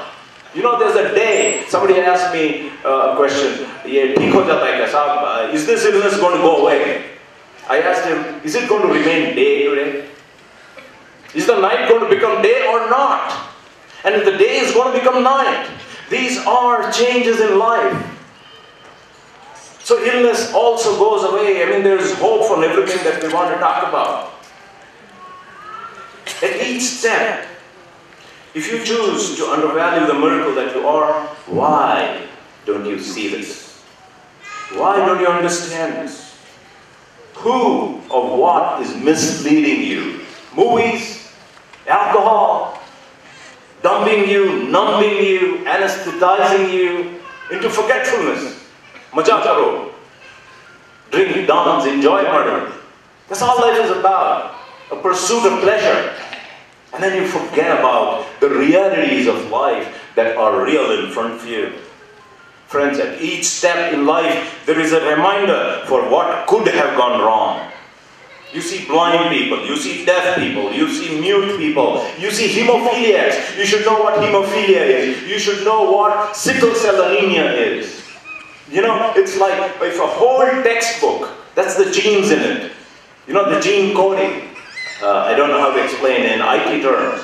In that whole coding, one letter, 1 0, 1 1 out of a trillion, one letter goes awry. Your blood will not clot. And you know what? You're so perfect. It's just a reminder that, hey, this could go wrong. Look at that and be thankful. You didn't have hemophilia. You did not have Down syndrome. You should know what Down syndrome is. When those two half cells meet, something went wrong. Rather, when the half cell was formed, something went wrong. Instead of having your normal set of chromosomes, you had one extra chromosome. One extra is good or bad? If you had one extra chromosome, friends, you would become a Down syndrome Mongol. It could have gone wrong with you. You did not plan this. You did not protect yourself from this. Understand this. If you are something today, it's because something was given to you. Life is not yours. You should appreciate. You should say, thank God I didn't meet with that accident. I don't know how many of you do that. Diabetes. I know children who are born with diabetes and insulin requiring diabetes, who are born with that. Can you imagine? If your pancreas did not secrete that little insulin? Cancer. What is cancer? Cells are multiplying in our bodies continuously. Every moment, trillions of cells. They're just multiplying, multiplying, multiplying. One cell decides, I'm not going to listen to you. You know, multiplication is controlled. How much, till when? Suppose you had a wound here. You know, it needs to get filled up. So when to start multiplying and when to stop? The control of growth is being controlled. If one cell says, I won't listen to that growth signal, you're finished, you're getting cancer. And if your body is not able to kill that cell, you got cancer, you're dying. And it's happening every moment in your body. You're talking about midlife crisis. Friends, every second is a crisis. Think about it. And we are escaping from that crisis because we don't know, we don't appreciate, we don't thank. Have you known that? This midlife crisis is a joke actually. That's not much. We've gone through much. We've seen so much in life. So the question is, are you grateful? Are you happy? Are you thankful for this? And who will you thank? Thank your Creator. Thank your parents. Thank your employers. Thank your neighbors. Thank your brothers. Thank your teachers. And how do you thank? Serve them. Say thank you to them. Appreciate what they gave you. Look up and say thank God. Look at your parents and say thank you mom, thank you dad, thank you teachers, thank you doctors. Have gratefulness in your heart. If I'm doing too much time, please let me know, I'm going to stop. Alright. How do you serve God? How do you serve parents? How do you serve yourselves? How do you serve others? Who will you depend upon to make difficult things easy? And that's a very important question. When life becomes tough, when the going gets tough, they say the tough get going. How do you do that? Who gives you hope? The hope of a new day. It's dark today. Will it be day tomorrow? The hope of, have you wondered, when you sleep, how much control do you have on yourself, sir? When you sleep, are you going to get up tomorrow? How sure are you? How sure are you you're going to get up tomorrow? How much control do you have? No, I am going to get up. You know how many people sleep to death? They just sleep off. They don't get up. Aren't you happy that you got up today? You can say, thank you God, you wake me up today. And you know what? You did not wake up. Somebody woke you up with a purpose. You go out into the world and do this for me. It wasn't your day came with the necessary supplies of oxygen and water and everything. It's not a joke that you got up. Every day you're looking at this miracle. The miracle of daybreak. The miracle of getting up from sleep. Of getting better after an illness. Of getting tooth pain and getting healed. Of getting a headache and getting healed. Of digesting after eating. How sure are you'll digest your jackfruit, sir? How sure are you? How sure are you that the jackfruit will come out? I'm telling you. You can be sure till you swallow it. But is it going to come out? Do you have that control in you? Forget it. I'm not sure. I don't. Well, who do you call when you're in trouble? When everybody proves helpless, when doctors have given up, when friends have failed, when you're all alone and you're being kicked out, that kick reminds me again and again, that's a powerful kick. When you get that, who do you call? Who do you call? I'm told recently the Oxford English Dictionary recognized a typical Tamilian, Indian and Kannada word, ayyo. Ayyo. Ayyo is a word which got recognized, I believe, in the Oxford English Dictionary. So, would you say ayyo when that kick comes up? And who is that ayyo? How did that come? That ayya, you know, how did that come? Who is that ayyo? One needs to think about it. Well, friends, handling crises, handling difficulties, handling challenges, something that will come very handy in life is relationships.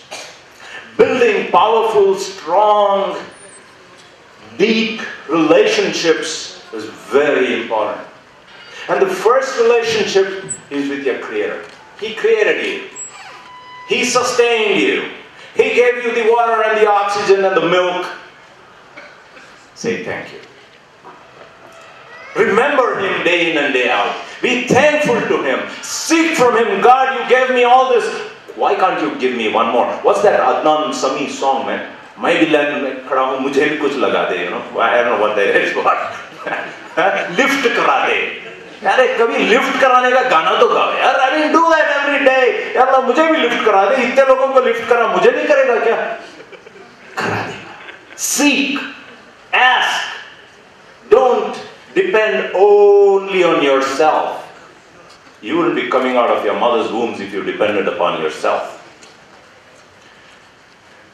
Build relationships with parents. One of the things that happens in the IT industry is you leave your villages, you come here, you forget about your parents. Parents are not going to question that. You have to question, what is my relationship with parents? How much time am I going to invest there? How much money am I going to invest there? If I go on a European trip, would I take my parents or would I just take my wife and go out? Think about them. Lonely parents is a crisis in this city today. It's such a major crisis. She just said about people dying and end-of-life issues. I went to a house a month ago. A very, well, no point talking about castes in that.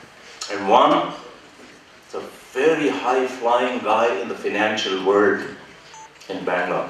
Really, really big man. He's the president of one of the chambers of commerce here. Very young. He's about, maybe now he's about 54, 55 years. Real high-flying achiever. And the son, the second son, is a high-flying surgeon. You know what?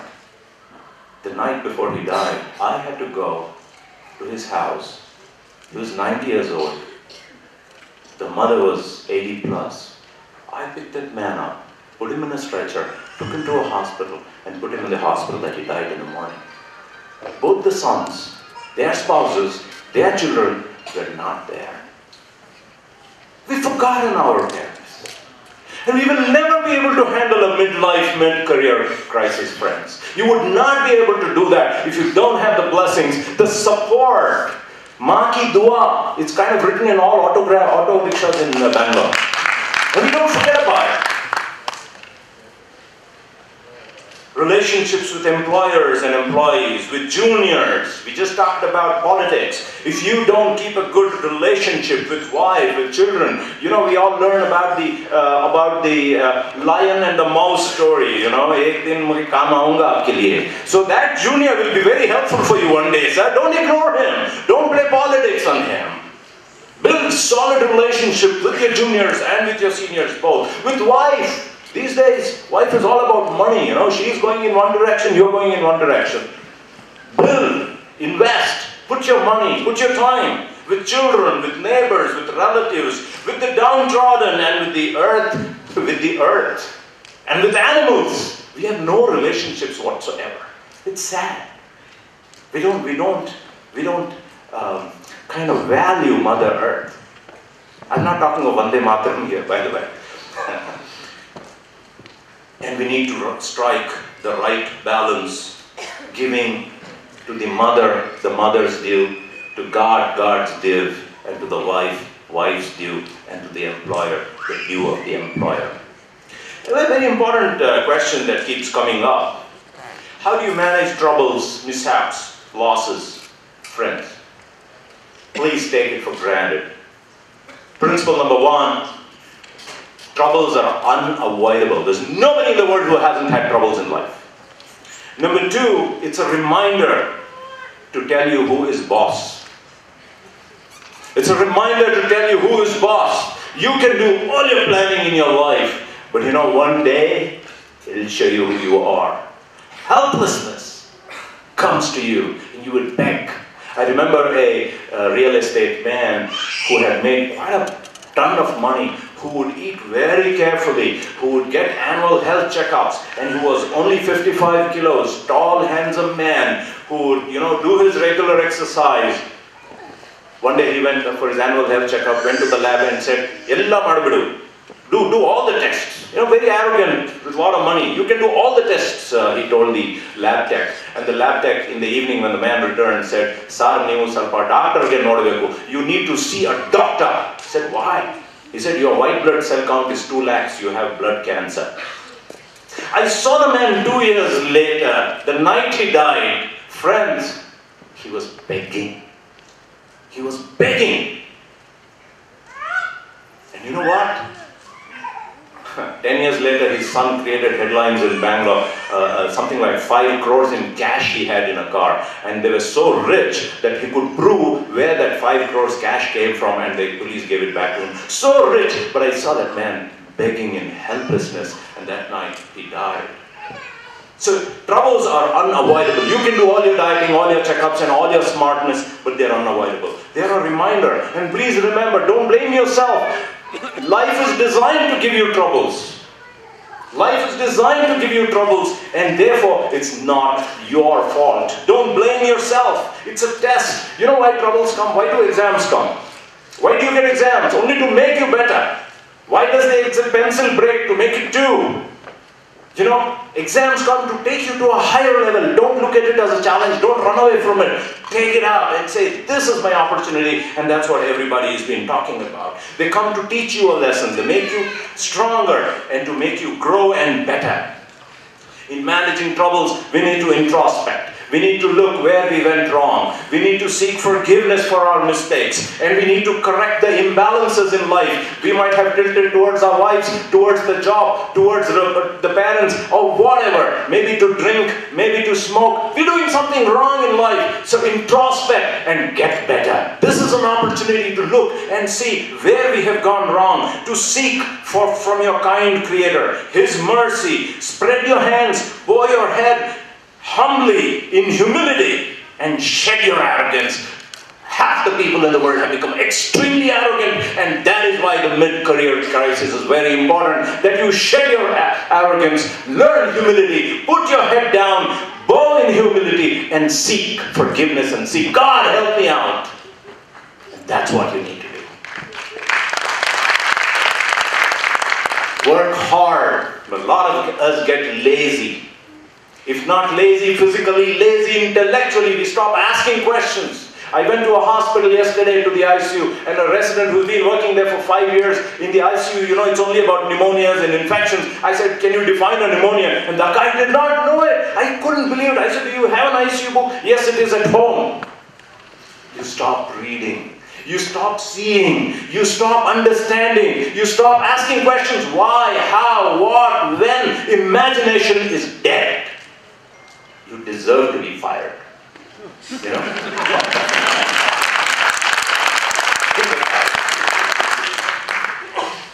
And imagination, asking, questioning, reasoning is the only thing that differentiates a man from an animal. And the moment you become an animal, you get that kick wherever. So, the other thing that these things teach us is to be patient. I remember, this is a hearsay anecdote. The head of the biggest, one of the largest real estate groups in Bangalore spoke to the real estate fraternity when there was a huge real estate crisis, when things were not selling. They're also going through one now. And he said, you know what? Every storm has to end. And when the storm comes, the tree just bends down and waits for it to go away. Patience. Patient and patience and patient perseverance, hard work and continuity and hope is what? Being positive, being hopeful, being cheerful and not complaining about it. Learn the attitude. Stop complaining. Road ठीक नहीं है, गर्मी बहुत है, धूल बहुत ज़्यादा है, Bangalore ठीक नहीं है, prices. Stop complaining for God's sake. Learn not to complain. Nobody likes a crib pot, always cribbing about bad things. Don't crib. Stay cheerful, stay positive, do something to bring about a change. And that is what a midlife crisis and a mid-career crisis should teach us. Be prepared. This is a frequent mantra that people told you. Be prepared to lose. You're living today, be prepared to die. You got money today, be prepared to be poor. Be prepared, it's okay. You're married today, be prepared to be single. Otherwise you'll never have a successful marriage, by the way. Be prepared. You want to go out, the door is open. You will never win in business. You will never win even when you bargain for a tomato. Unless you're willing to walk away from there. No, please come, I'll give it to you for 5 rupees. You know, a lot of Malayalis are businessmen here. They understand that very much. So be prepared to lose, to lose life, to lose property. You know, we came in empty-handed and we're going to go empty-handed. So what? Big deal. Inna lillahi wa inna ilaihi. It came from there and it will go back to there. What's the big deal? Jaan di usi ki thi. Haq to ye hai ki haq ada na hua. I gave my life, but the life was given by him only. What did I give? There's nothing was mine. Life was not mine. That money was not mine. That I feel a loss. Tera kya hai? You came empty-handed. Something was given to you. You know what? Enjoy when you have it. Be patient when you don't. Never be ungrateful. Never be wasteful when you have it. And don't wrong others when you have that money. Managing money, friends, is very important, and that's half the reason why we fall into the crisis. And I don't think I've come to the last page of my write-up. Managing money. The first point I was just telling you, to understand that money is not ours, it was given to you. This understanding that you're like a fund manager. It's not your money, you got to manage it and give good results. You're a trustee of that wealth, of that life. It is not all yours. That money is not all yours. God gave your money, your wife's money, your children's money, your parents' money, the poor man's money, all in your wallet, and you need to know how to apportion them appropriately, duly, fairly, and with correct judgment. It's not all yours. I will do whatever I want with it. That's a completely damaging attitude one can have. Spend it for your needs. Don't waste and live minimal. Don't create a bad carbon footprint in this world. Don't destroy. Don't use so much plastic. Don't use so much packaging. One of the most beautiful things about the jackfruit is the packaging. Biodegradable, so beautiful. Amazing that packaging is. Think about it. We are creating so much of a waste. We have become burdens on this earth. We consume and create garbage on this earth. Is that what life is all about? Minimize the needs. Question every rupee that you spend. Is this appropriate? Do I really need it? What if I did not buy it? What if I did not buy a new car? What if I did not buy this new shirt? This new shoe, I love it, but what if I don't? Think about it. Manage your money correctly. Stay within your means. Stay within your means. Don't start forecasting and sell your futures out to bankers. Don't sell your futures to bankers. Don't put your neck out there so that they kind of take that reign away of your life and of your decisions and give it to somebody else's hands. Don't fall in the debt trap. The Shylocks are waiting for you. The Baddi Makkalu, as we say in Kannada. The usurers. You know what Jesus Christ did when he went into the temple? First thing he did was, probably, Jesus Christ, may peace be upon him, is a man who's being portrayed as gentle. As gentle. But you read the Bible, it will show the people who used to take interest in Baddi and the bankers. He went to the temple and he threw away those tables. He got violent there. He said, get out of God's place. Friends, stay away from bankers, if you can understand that. What are you worth? Your self-worth is not your job, it's not your car, it's not your possessions. It's your relationships, it's your uprightness, it's your inner peace. It's your inner innocence. It's your clean-heartedness. So what if there is politics? I have done a good job. I have done my best. I have not hurt anybody. I have not spoken ill about anybody. I don't care what you think about me. I know that deep within, I'm at peace. And that is what we need to value in ourselves. It is our lack of hatred within us. I don't hate you. I am not jealous of you. I am not greedy of you. You know, there is a Muslim culture. When somebody buys something, you know how we congratulate, sir? Mabruk. You know what Mabruk means? Mabruk means, may God give you more. I'm not feeling cringing. Only he got, why am I not getting? Be true human beings who ask questions, who understand the word. Keep an active mind, the ability to see a jackfruit and understand the potential. That is an active mind to look for opportunity. All of us pass a jackfruit just like that. You know, so many people saw the apple falling, but nobody questioned, Yapuri, how? You know, have an active mind, and that is what is dead when you get into a mid-career crisis. Friends, concluding, a clean heart, and an active mind, and a hard-working body. A clean heart, an active mind, and a hard-working body will give you peace in every crisis. Thank you very much.